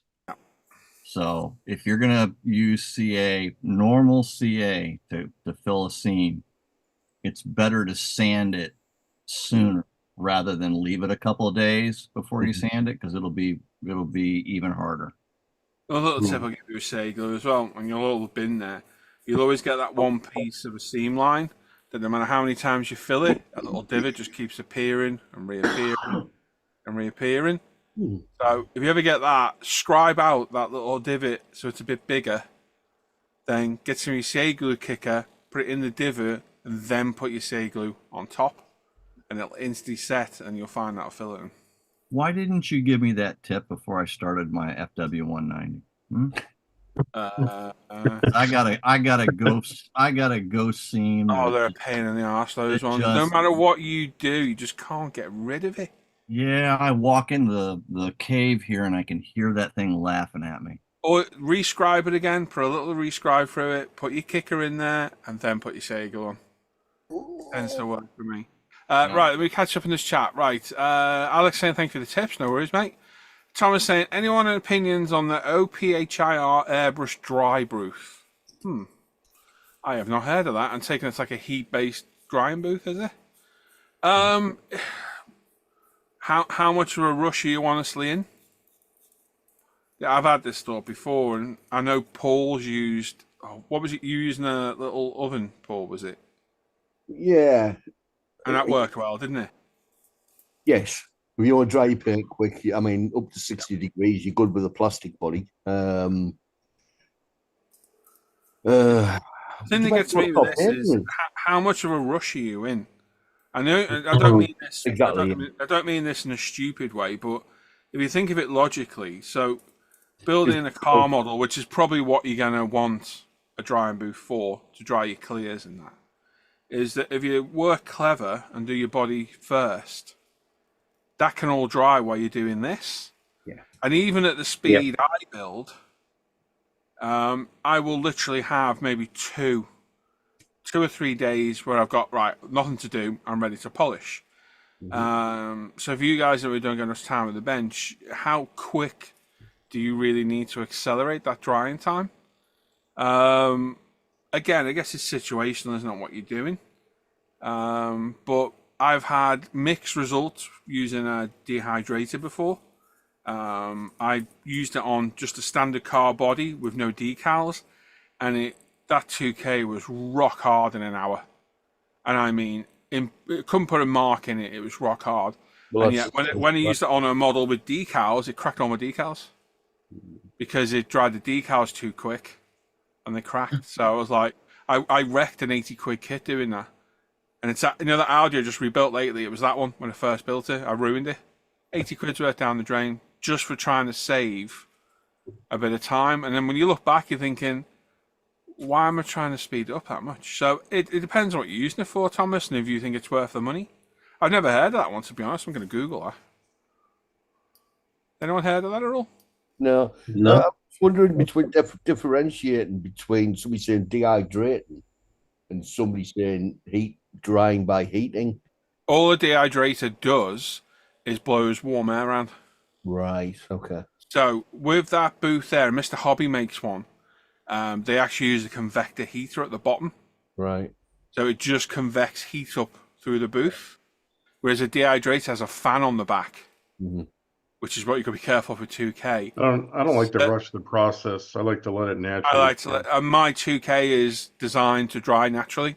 Yeah, but 2K is a chemical process, isn't it? It's not actually drying, it's curing. It's curing. It's accelerating. It's I think the same thing with the paint, though. I just like to let it naturally. Whereas with the paints, that's actually the solvent evaporating. Yeah, it's flashing off, isn't it? Yeah, so heating that up. Yeah, it depends on the price, mate. I mean, if it's like 50 quid, maybe if it's like 200 quid, I wouldn't bother. So yeah, I've tried it both ways, and I spray them and let them dry. I mean, that was painted. Wasn't yesterday, was it? It was the day before. And my 2K, you can handle it in 3 hours. You can pick it up. It's fine. It's done. It's not cured, but it's handleable. Yeah, that's what I found with this. That I could grab that in about 3 hours. Yep. Yeah, it's not fully cured, so it will damage your. If you really start pressing down, you'll put a print in it, but it's handleable. Whereas that's been probably 2 days. I know for a fact I could sand that back and polish that now, and it'd be fine. But it's better to leave it for at least 5 because it will sand better. Right, let's have a look at this chat. Right, so there's going to be some subjective thoughts in the chat here over paints, which I'm going to try and be diplomatic about. So Terry was using SMS. Right, I've got no idea about SMS. Paul, I take it they're just a pre-thin lacquer, like all the other standard car paints? SMS are an Australian company, and you use a coarse pigment. Okay, but it's basically a pre-thinned lacquer. Yes. Yeah. Okay, should be dry, Terry, in 6 hours or so, mate. No bother at all. To play it safe, leave it 12 hours, Leave it mate. 12. Yeah, leave it 12 and it'd be good to go. So, I've used it. oh yeah, you said 12, Paul. Sorry, I didn't see that. Yes. Alex says SMS paint is the best, so smooth out the airbrush. I don't think I've actually used SMS. I don't remember ever using them. I have. I'm going to read the chat. All I'm going to do, I'm going to read the chat, and then you guys can talk about. I'll let you go. Yeah, I'll read the chat, and you guys can talk about your one, because I've got no experience of these, so I'm not going to talk. So Paul says SMS has large pigment compared to ProScale and Outlaw. Fair point. And he says smaller pigment, and he put Alex, the pigment is finer in ProScale and Outlaw. Alex asked about retailers, and as Paul says, we don't have any, but we do ship to Australia, and we ship to Australia near enough every day. Many happy customers. We've got reasonable postage rates. It's mine and my partner Hannah's company. We're a small family business. 2 weeks. Yeah, we're a small family business, and the website is www.proscalepaints.uk. Come over and have a look, Alex. And if there's anything on there we haven't got, let me know, and I'll try my best to find it for you.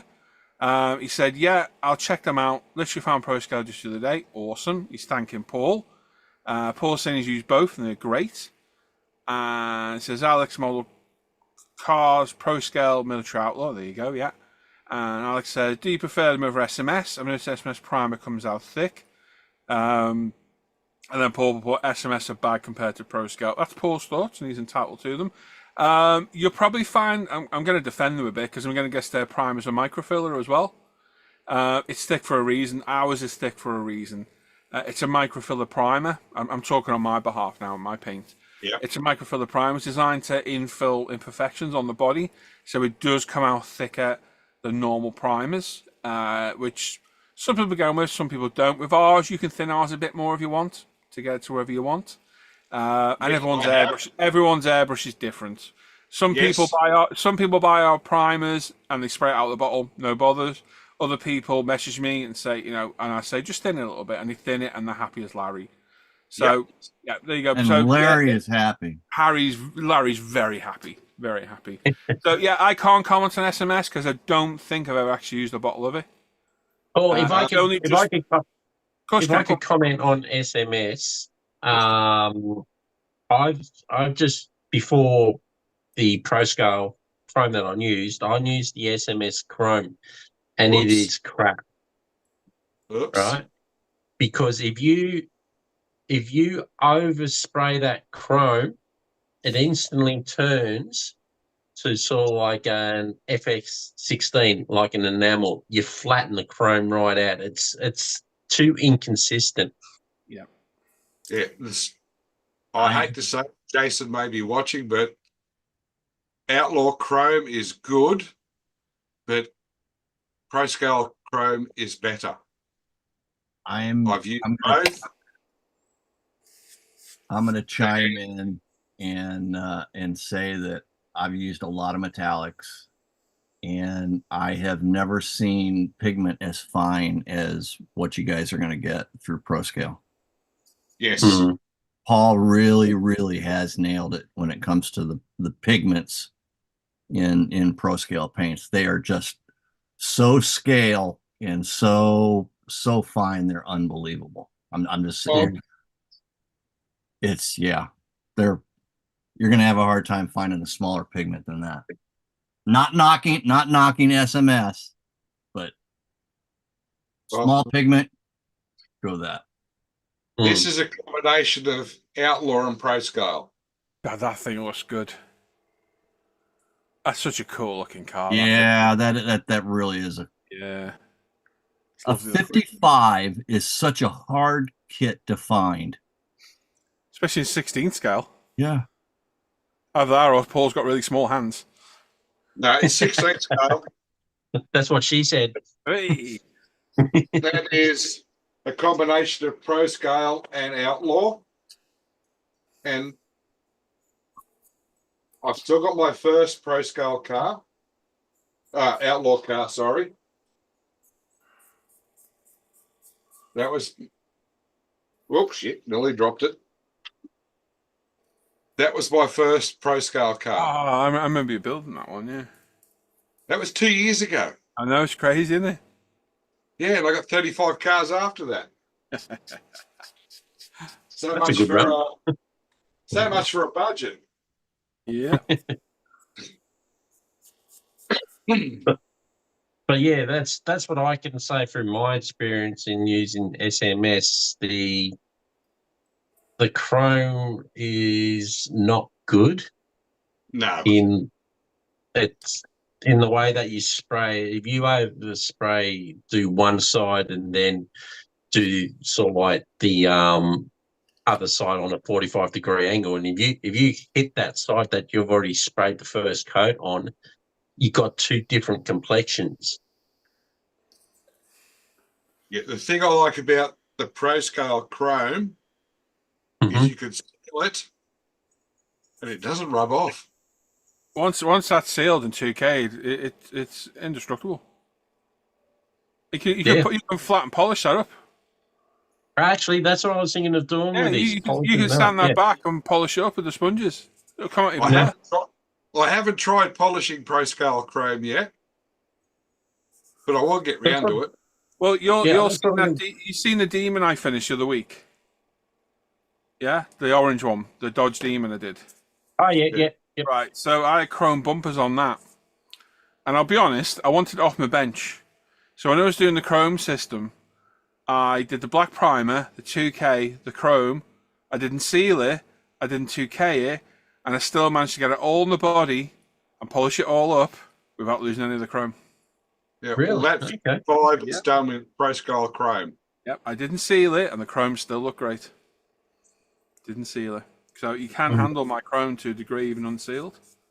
Yeah, and I'm still trying to find something I could put a Pegasus engine into. Oh, get in that Porsche. But that's what I'm going to do. I'm going to wait another couple of days for these, and I'm going to get some polish on them and just yeah, they'll come nice. They look fantastic as is. Sorry, Paul. They're shiny enough now. Yep. Yeah, they are. Don't worry about what people think about your Mustang. It looks great. Yeah, the Mustang looks awesome. Yeah, thanks. I did watch your video the other day. I didn't comment. I forgot. Oh, okay. My bad. I'm guilty. I did watch it. That was a good video, Gary. Okay. Can I give a bit of input on your video? Yes, please. You need to up your volume when you're doing your face to camera. You're very quiet compared to the rest of your video. All right. Okay. I don't know if your son can up your levels on your face to camera. You're just quiet compared to the rest of your video. I had to whack you up. That sounds wrong. Right. I had to turn you up. Oh, that's even worse. And then I had to turn you back down on the other bit. So you just maybe need to try and equalize your volume a little bit. Right. Okay. All right. We'll do. We'll do that. Just a bit of feedback, mate. That's all. Yep.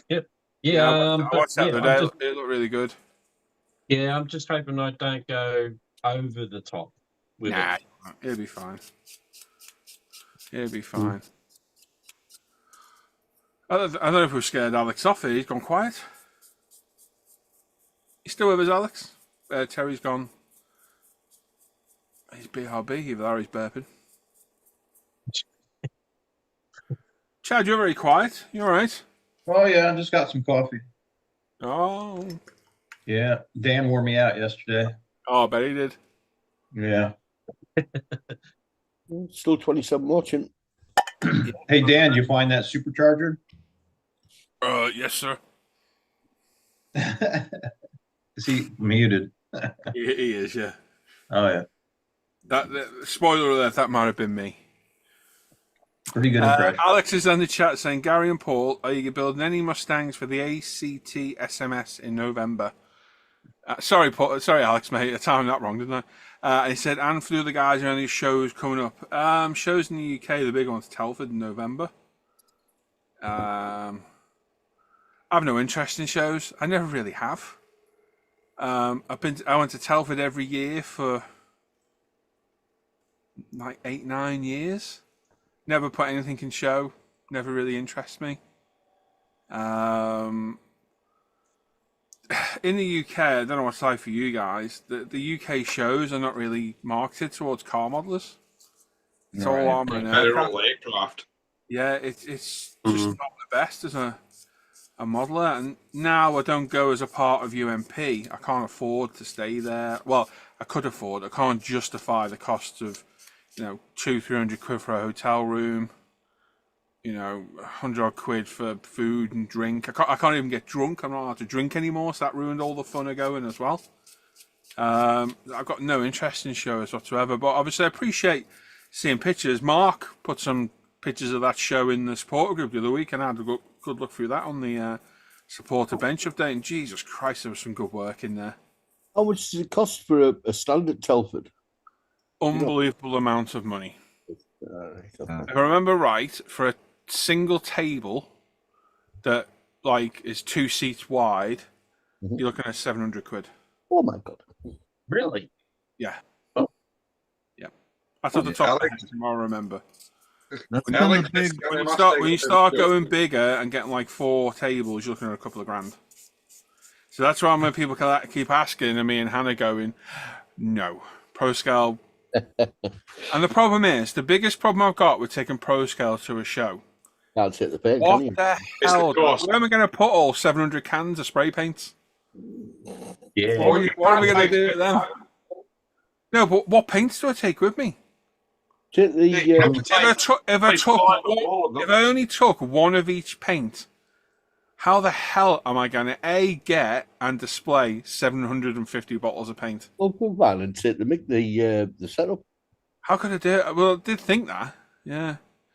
Hey, colour chart. They're made on site. I just don't think it's worth us doing for that kind of thing. As kind of promotional, yes. As daft as it sounds, you never know what might take up you might get from that. Yeah, I know, I understand that, but I've got no. You'd have to take about 3,200 paints, Paul.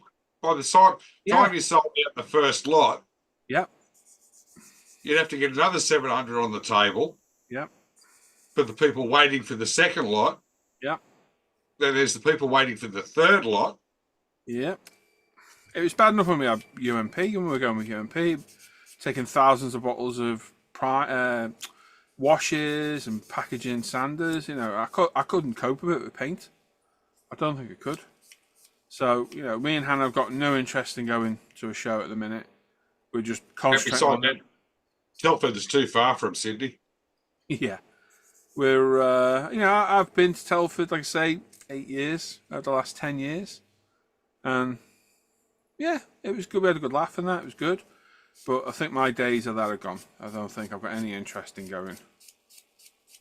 We just had a car show, well, a model show here today, actually, down in Melbourne.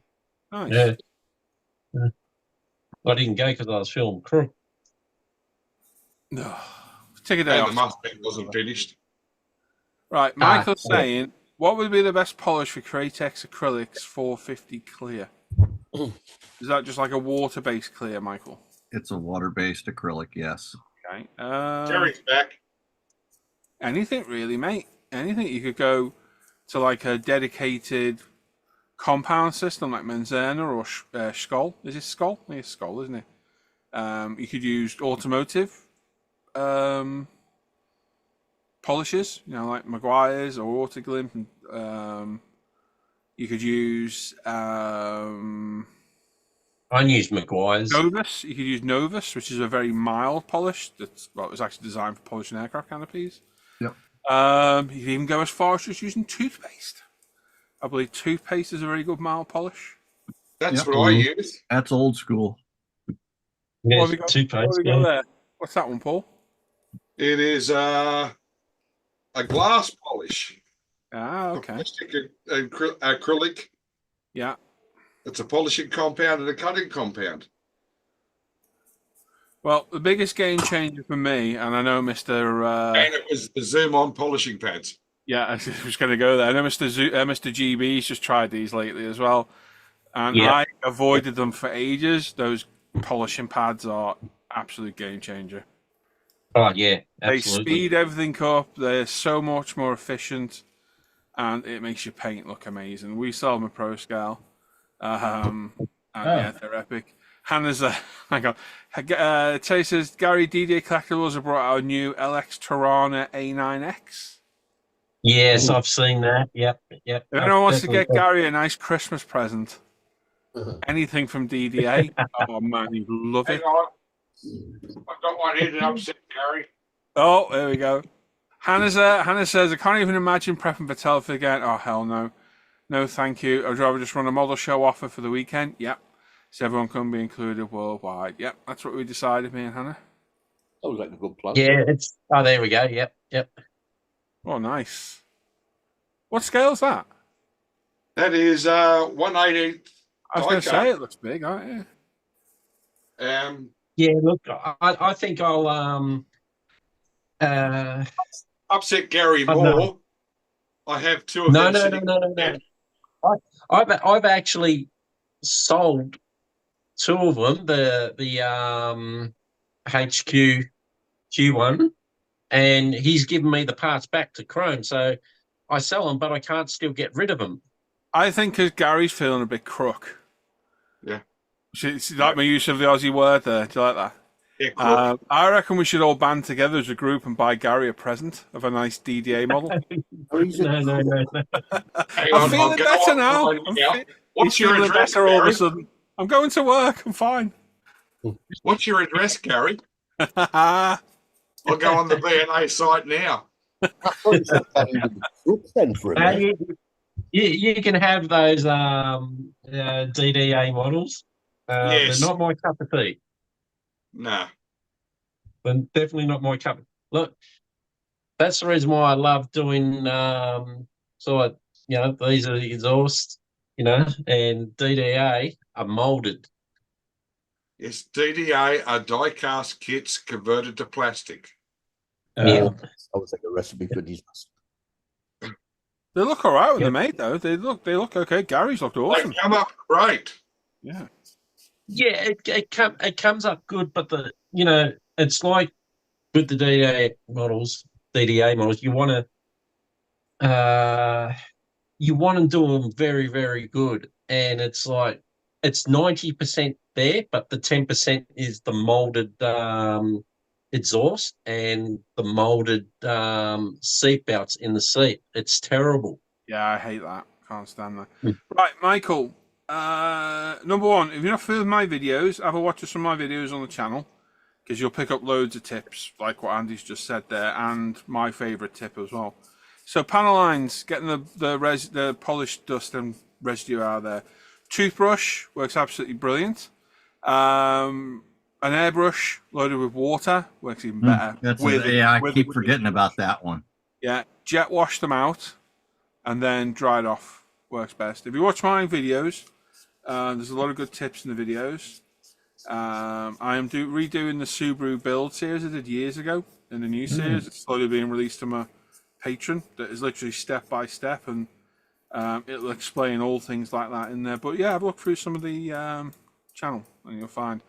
Terry says, what tool do we need to buy to scribe door lines? Oh God, this is a question to get you a million answers. Oh, that's a loaded question. You need a panel line scriber of some description. Yeah. There are many out there, and they're all down to personal preference. My one, you can't buy anymore. So Gary's not going to like me here because there's there's two I would avoid at all costs. Number one is the Tamiya P Scriber, which is this thing. And I had it the other day because I was cutting perspex. That thing there is the Tamiya Scriber, which it's not a scriber. That tool in real life is made for cutting perspex. That's what that is. That thing will ruin your model in a heartbeat. It is brutal. And I hate to say it, the other one to avoid would be the trumpeter one that Gary's got in his hand right now. They're good for opening bags. I am not a fan of that one at all. Only because I again caused so much damage with it. It's cheap. That's what it's got going for it. It's a really cheap scriber. What I don't like is the point isn't very well machined.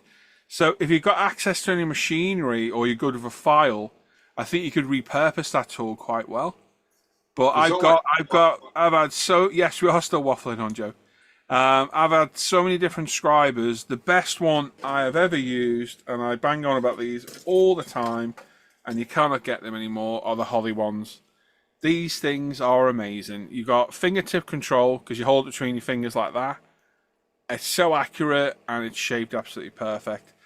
People swear by the Tamiya replaceable scribers, which use a little bit. I've got one by Funtech, which is a similar thing from Japan. There are scribers now from like AK. Help me out, Andy. AK's got one. Has Mick Oh got God, one? everybody has one. Everyone's got one. Just the But Hobbit my movie. advice, and it's from my own experience, avoid this from Tamiya. It's horrendous. Absolutely horrendous. It's brutal. And it's a repurposed perspex cutter. Like, you know, what's funny is that what works for one person, Doesn't and they work. may absolutely love it, may not work at all for another person. Yes. It so comes down to personal preference. That's why I left it at just saying the two I'd avoid, and then obviously the rest of it is up to What you. tool are you talking about? That's Airbrush is right. That's the reason why, Paul, I feel like Donkey and Shrek, you cut me deep. Sorry, man. That's all right. I'm sorry. brother. I've used I've used Get over various it, Eric. types, and for me, I mean, this is my favorite. Which one's that? It just they're all. I mean, I've probably. Which one is it, Andy? That's a Tamiya one. Oh God, no! Well, This that's is This is my favorite, but it's ridiculously overpriced. this is a guy. His name is Martin, and I can't think of his last name. Martin. Martin. I don't want to say Kovac because that's. It Not might night be. shift. Not It night might be. It might be night shifts. Oh, okay. Right, Rob, I answer your question. The bench update that's going to be up in a bit, mate. The 3D printed holder I designed is flawed. I would have to work at it again. And I don't know if I've got the raw file to still work on. And it took me days making that thing. So, To be fair, it's not the sort of thing that you're likely to have a lot of success with it being resin. You're better off from yeah, it. I need to speak to my 3D printer guy. Yeah. Um, The one's definitely better for that sort of stuff. So it would just be, I don't know what the kind of tolerances are on the size of the holes.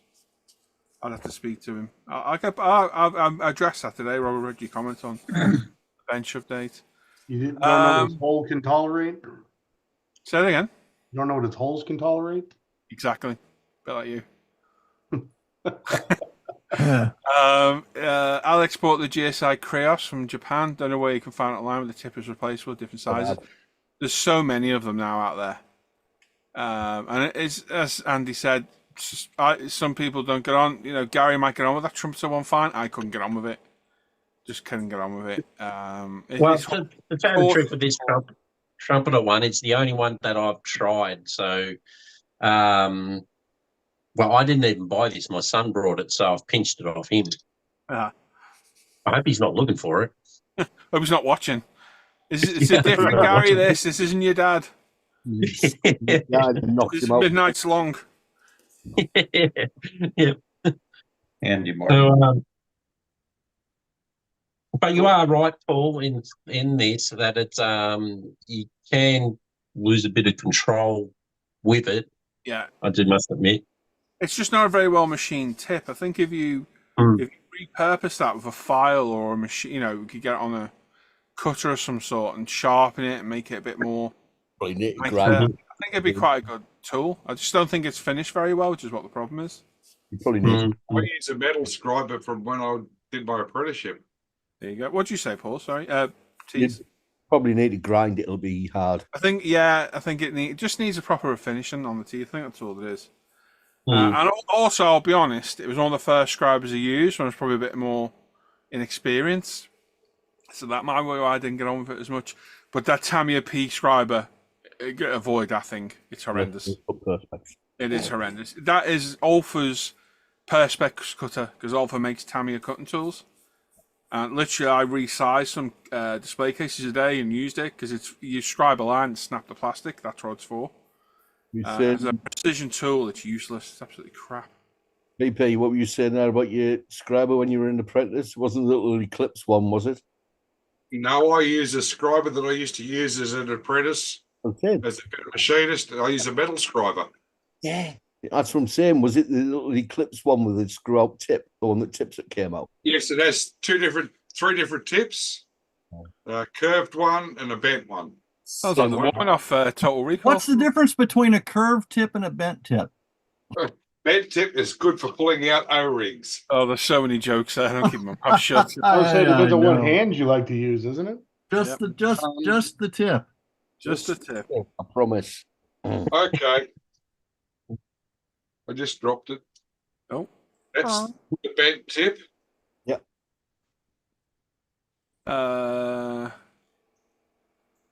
Right, hang on. I've got questions to read. And that's Rob, the straight tip. When using a prox on Spider-Man's inner polish, how do you reduce the polish flying off? Put it on the model first, and then have a cloth behind, because I have to wipe down both my monitors when I'm done. It's gonna fly off anyway, mate. I recommend do it in your spray booth. Could do, yeah. But you find if you spin it off into like a plastic cup or something like that, you'll get the majority of the loose stuff off, but without losing all of it. That's bad. I was doing it earlier. I like to do it like a real car. I put a little bit on there, and then I use the sponge to spread it around, but it's still going to throw. It will still throw it off. And especially when you get to the thinner grits. I just picked up that and went up for a drink of it. Yeah, don't do that, mate. I was like, no, maybe not. Jeez. Well, I find the best way with polishes is to pay someone to do it. Especially a full-size car. Yeah. Right. Terry says his Ford Falcon came up great, and then he threw it in the bin. Yeah. Well, his Ford Falcon did come up good. The XY, yeah. Well, you threw it in the bin. Did he say throw it in the bin? Yeah. What'd you do that for? It's an XY Falcon. He's a Holden bin. Yeah, Joe says he's still waffling on. We are. And he said he could scribe with a plastic spoon, but that's just God-given talent. Yeah, of course you could. And Terry said Gary does look sick. He just needs to comb his hair. He's done that on purpose. He got out of bed, his hair was perfect. And he's come in and goes, you know what, I'll mess it up and give it that. I don't feel very well. Yeah. If Gary's boss is watching, he might not be coming in. Yeah, I'll get the garden blower out and mess up your hair. I think you're a bit late for that. Yeah. I hope he's watching.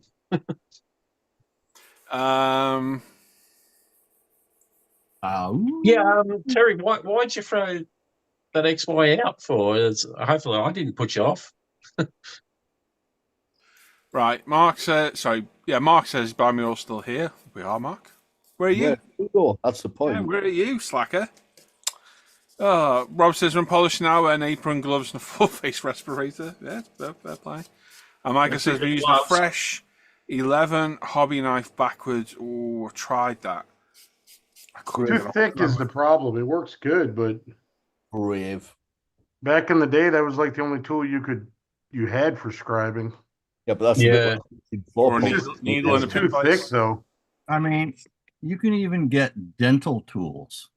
Yeah, that's true. I don't know if you can. Yeah, dental pick works very well. This is a implements of torture. Yeah. Yes, if you're bringing dental pick with the diamond, or what do you call it? It's a beveled head. Works really well because it kind of self-centers itself. And you can't beat a bit of bevel head. I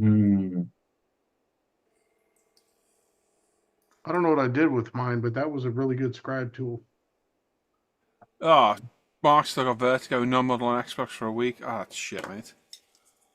Oh man, that sucks. Dan, you find your supercharger last night? Yeah, it was kind of funny. There was two other cars there, and they were looking at me funny because I only had to charge for 5 minutes. I stayed for 10 because I was playing a game. Yeah. I was in and out, and the lady next to me is like, "What the hell?" Right. I really didn't need to. I made it home with a ton of reserve too. But better safe than sorry. It was a little bit out of your way. Yeah, it was. It was about 5 miles out of my way. Probably looking at you funny because you wonder where your handbag was getting out of that car. Well, I wasn't. If I had planned to come down there, the car would have been charged? But I hadn't charged a car since like Wednesday. My wife and I were driving around all day. Yeah. Last year, someone got carjacked sitting there. Yeah, it's not a very nice spot. It's in the freaking dark. We're on the Yeah. side of a building. Yeah, I used Terrible to use it. location. I used it a few times. That's why it's always good to be exercising your Second Amendment right. Yes, That's indeed. right. What, blow people's heads off? No, just be prepared to. The right to bear arms. And that's that XY. If anybody hasn't seen it, That's cool. uh, Look like you found your modelling niche there, Gary. I think you're missing out a trick there, not building them. of that up, Gary. Yeah. it's Yes, put them up when you built it. put them up on what? Is that a Ford? Yeah, An Australian Ford, Andy. Put that up on the supporter chat so we can see it on the So- bench update. What car is that based on then? What is that? Ford what? Based on the XY Falcon. So would Yeah. that not be a Ford Falcon in the States? No. Let me see it. No. So we have, like, Well- for instance, I know you guys are saying it's the Mad Max car is the other No, it's car, not. but it's actually it's also uses Torino parts. It's just they change panel lines and body panels, things like that. But it's essentially a Torino, and that looks to me like it's essentially based off of a Cougar. What they That's call what a I was Cougar thinking. here. Yeah. So they basically used similar running gear and then changed the body shape. They changed the body shapes, but yeah. Okay. It On like the back, it looks like Australia has cars unique to Australia. Yeah. yeah. Yeah, So it's you the won't best you business won't for see everybody that else. you won't see that car here in the States unless it's imported. They also have cars that were only made in Australia. Yes. Yeah. And it was Yeah. also the fastest production four-door in the world at the time. Not Andy, anymore. is that what unique Not in means? car production now, have you? But I will put it on the supporter group because I Yeah, I'd did like to put see some this- pictures of that. Yep, I'll put it on there. I did put the. Oh, did you get the photos of the Mustang? Yeah. Wait a minute, the car or your outfit? I'm trying to remember what I was up to, Gary. I did the bench update last night. Yeah, I think Was it's it on there. Yeah. I think it's on there, yeah. Okay. Midnight Mustang. Midnight Mustang. Midnight Schlong Mustang. Bang Bang Mustang. What? Yeah, Oh, what you got the Gary's time talking your about. scribe tool in the bin, not the XYGT. Oh, right. Okay. I don't throw it in the bin. It's Okay. for its uses for cutting plastic. Yeah. But that's sort of like the engine as well. Very That's nice. the engine as well. 351 Cleveland for the Americans. Oh, okay. But So, What do you Mr. guys Parent, get a 351 Toowoomba or some shit? We had for The engine's Ford, named after where it was built, Paul. Oh, okay. for Ford and a 351, you had a Windsor or a Cleveland. Yeah. Windsor was Detroit, right? I'm not sure. I'm not a Ford guy. I think the Windsor was Detroit built. So, yeah, neither am I. I'm not a Ford guy neither. But the last two cars I built I have got been access to Fords. Cleve, I think. Yeah. What would have been the Australian equivalent of a Chevelle? What year? Well, any year. I mean, Chevelles were always a car in itself. Two-door? What's that? Two-door? Would you go the Monaro Yeah, if it's two-door. two-door? That'd be the Monaro. Yeah, Is that Holden or who's that? That that's was Holden. It'll say the Holden. Holden 2 what? Holden two-door Monaro. You're Nothing. thinking of my what I think your Xbox one. Xbox tag. what year would that go back to? 68. Okay. So you guys didn't have the early Chevelles over there then.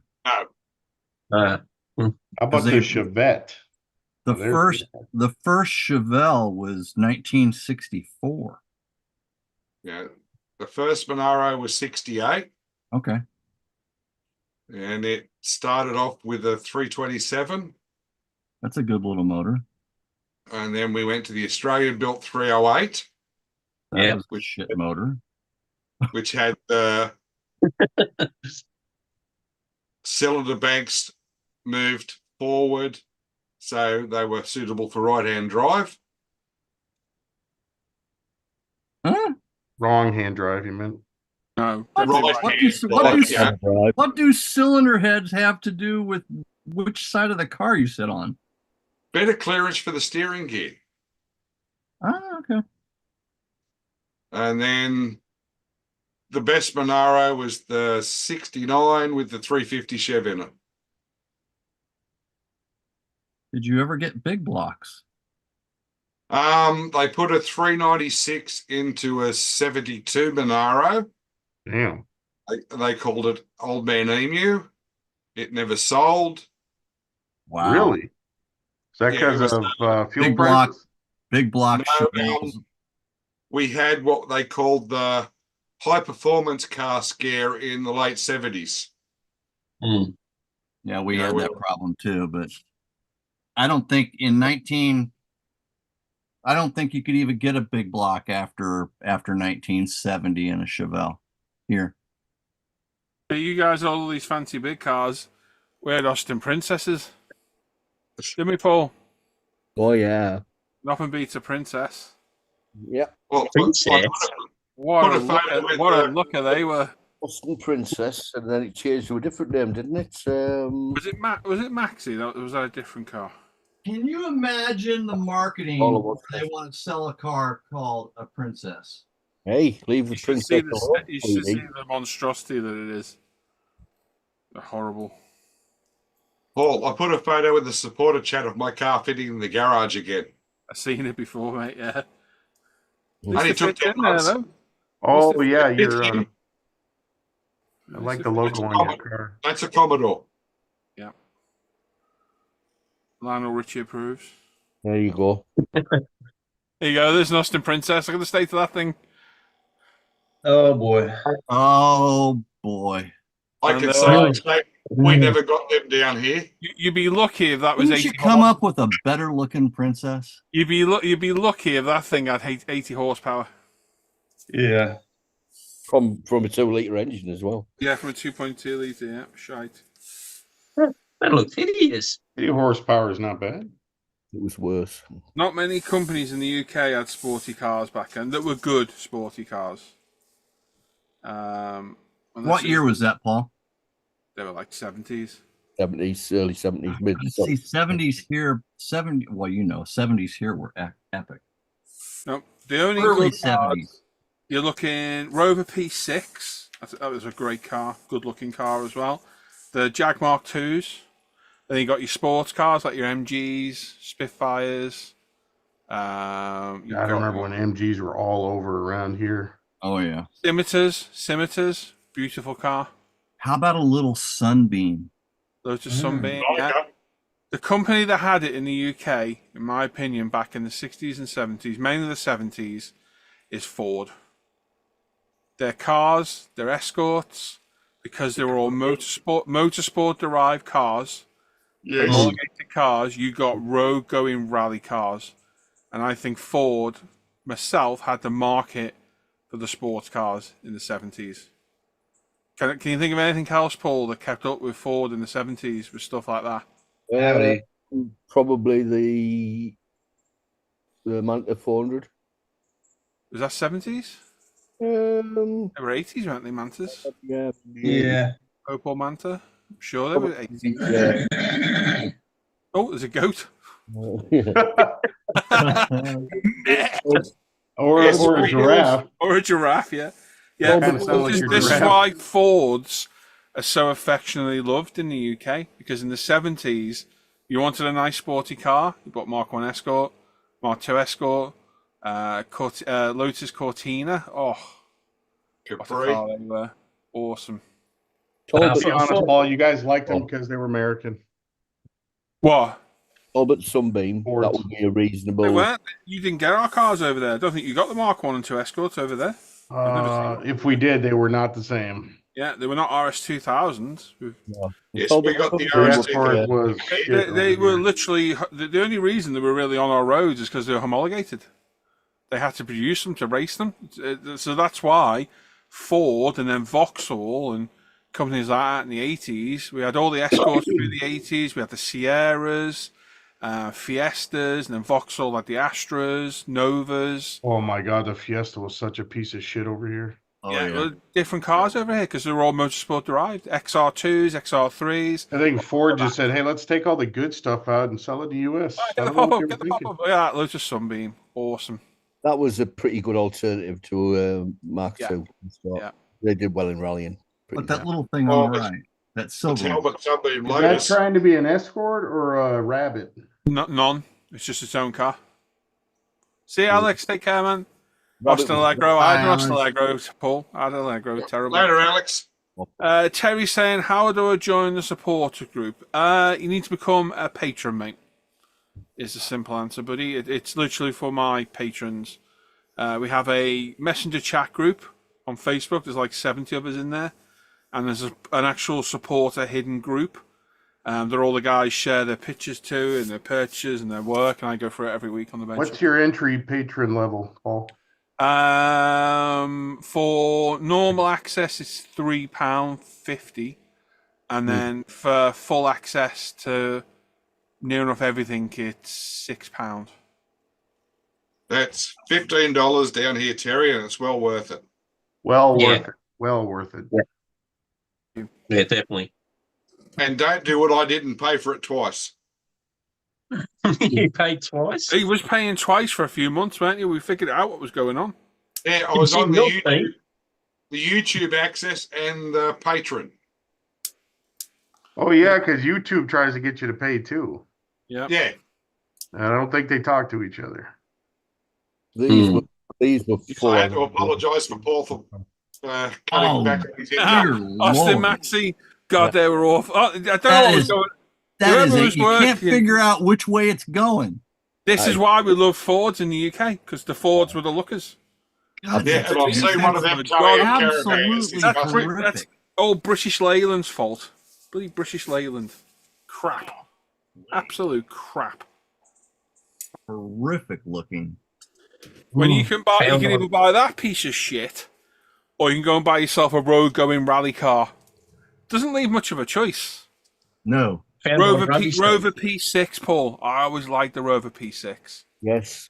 So this is again, it's not good. You're not going to be like, wow, look at that. But back in the day, this was a good-looking car. Yes, my uncle had an SD1. That's a different one. That's a Rover 2000, isn't it? There you go. There's the old Rover P6. That's 1975. Find one in a good colour, Paul. Oh Oh, it's in that. They were nice cars, Andy. no! They were. Try, look at P, Terrible. Paul, look at P5s, Rover P5 as The well. only way that would be decent is if some mad Australian put some huge motor in the front of it. Oh. Okay, find me the kit and I'll put a big engine in it.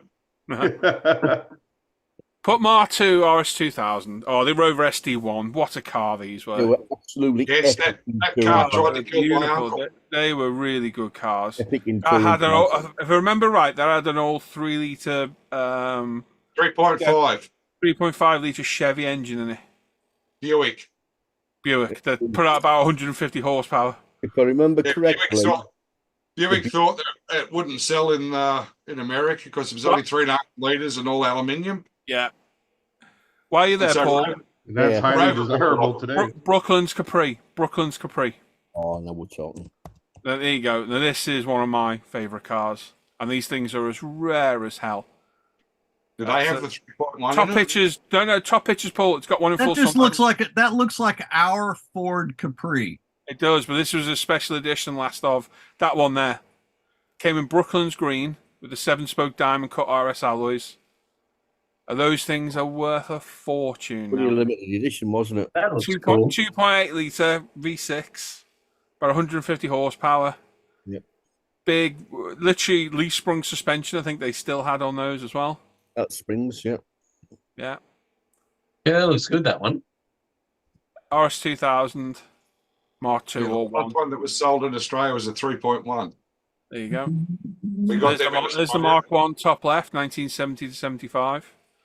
And then there's the Mark 2, 75 to 80. I just made an orange one of them at that C1 trans kit. These were the cars to have. These were quick as well.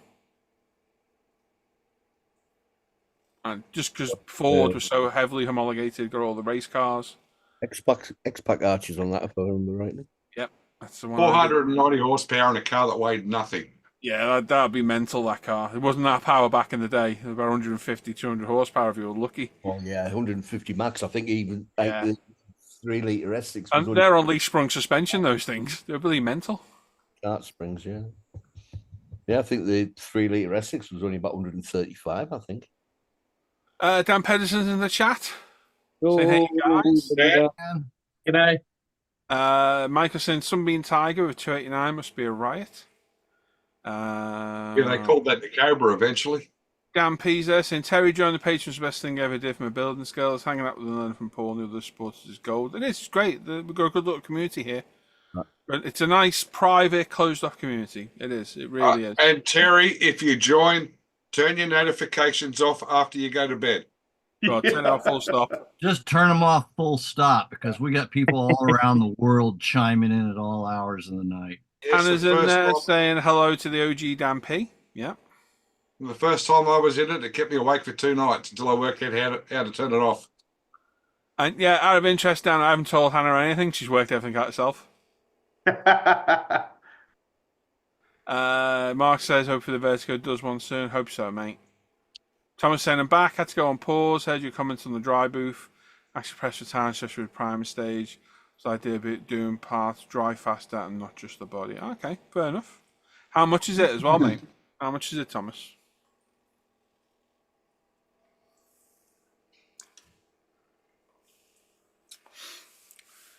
The Ford, the Essex 3-litre that was in the Capris Mark 1 Capri. started out at around about 100 and just shy of 130 horsepower. Yep. Crept up a bit from there, but that's about it, I think. Not much more. I had never heard of a Capri until I was in the military. My buddy had one with the 5-liter in it. Hmm. Oh, that thing was a monster the way he had it set up.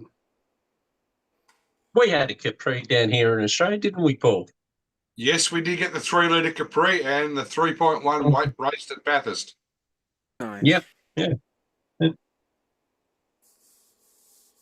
Didn't finish, but it raced. Yeah. Yeah, I was gonna say my buddy's Capri broke down a lot. Yes, I remember Glenn Seaton blowing up the gearbox on about the 52nd lap. Mm-hmm. Mm-hmm. Yeah. It's a 162 lap race. So Yeah. while we're in the land of pointless trivia, the Ford, Okay. the Ford Cologne V6 engine, anybody want to take a guess at what the smallest version of that was? On the Cologne. So the Cologne was 2.8, 2.8, wasn't it? And I think the S6 was a 2.9, if I remember right? 3-litre the Essex. So the smallest Cologne that they did? Smallest capacity Cologne they did, yeah. I don't know, mate. You'll be shocked. I guarantee you. 1 litre? 1.8. Really? 1.8. And it was in from 1968 to 1971. Nice. No, I never knew that either. No. There you go. The useless trivia. I've only ever liked 2 Fords. All the rest to me are junk. That's the thing in the UK because we got those cars. Everyone loved them. Yeah. Everyone loved them. Plus, we had TV shows promoting them, like The Professionals. Oh yeah, things like that. Minder. That's the only Ford I've ever liked. That's an awesome model as well. Oh yeah, Thank you. that's big. Is it 12th? She's got really small hands. Yeah, it's 12th scale. Yeah, that's beautiful. I was Yeah, gonna mine's ask been- Gary when Gary was holding up that car. That was an 18 scale or what? 124 scale. You got the opposite effect of the Bretland hands. He's trolling you, Gary. Ignore him. I'm actually trolling Paul through Gary. You lose your voice, Dan. Is it Chad? Did you just throw? Chad, didn't you just throw last night? You losing your voice, Dan. Oh, Chad's back. Yeah. Dan. Are you What's losing that? your voice? Danny, you losing your voice? No, just a little congestion. That's from last night. I didn't want to. Chad was a bit rough on him. That's a setup. Here. Apparently, Slide Dan's tees. hook tar isn't up to scratch. Hook tar. Oh, Lord, that's made it over to you. Gary. Hell, I would do that. Oh, if I it's could make everywhere. The kind of money she has. She's made $1 million already. How much money did you take off him, Chad? Sorry. How much money did you take off him? Oh, he just it was $60. I think I lost too. No, I did so well. I only had to spend 40. Oh, you didn't rebuy? No, he I only paid off rebuyed a debt. once. He paid a debt off in the toilet with the guy that looked like Beavis. Wait a minute. Yeah, I only paid 20 to get in, 20 to rebuy. No, it's 40 to get in, you cheap bastard. You. They only charged me 20. Cheap. Oh, really? That's why Is they that had a because I hard time. joined the second game? Wow. Yeah, it should Oh, be 40 to buy in and 20 to Hugh rebuy. Gordon's in the chat. Evening, Hugh. I hear. I have to go check my wallet. I may be off on that. Yeah. Or I as think it's he otherwise gave- known he gave as, Hugh 40. Dawgan. Oh, after that visit to the toilet, his phone number's probably in there. Hmm. Right, anyway, peeps, sorry, Hugh, just as you joined, but I'm going to call it quits there. I've got a 10-year-old, near enough 10-year-old wanting to go and play on the Xbox. So I'm going to play on the Xbox. Yeah, I gotta go to bed. Why, you don't have to Yeah. go to work. You're Yeah, sick. hopefully you bunk off tomorrow. Now he's starting his evening live stream now. Bum chicka wow wow. After hours with Midnight Slong. After hours of midnight. Special guest. Exactly. Bagpipe All right, John see you Jackson. guys. Oh, Gary. holy See you later, fun. mate. Right, catch you later, everyone watching. We'll see you probably next Sunday. Have a good one. Hangouts, if you want to jump in, the links are in the description down below. This link's not public at the minute, but the one later will be. And yeah, no stream next Sunday either, because it's birthday time. I forgot about that. Yes, James. Whose birthday? Enjoy the birthday, Paul. James's birthday. Oh, well, So wish you all a good one from down under. I will do. I might stream on Saturday instead then. Saturday morning we'll get back from swimming. Why not? We'll see. I'll see what happens anyway. But thanks for joining us. Hangouts if you want to pop in. It'll be open later on. And we'll catch you later. So enjoy it, everyone. Thanks for joining us. Take care. Adios. Bye-bye.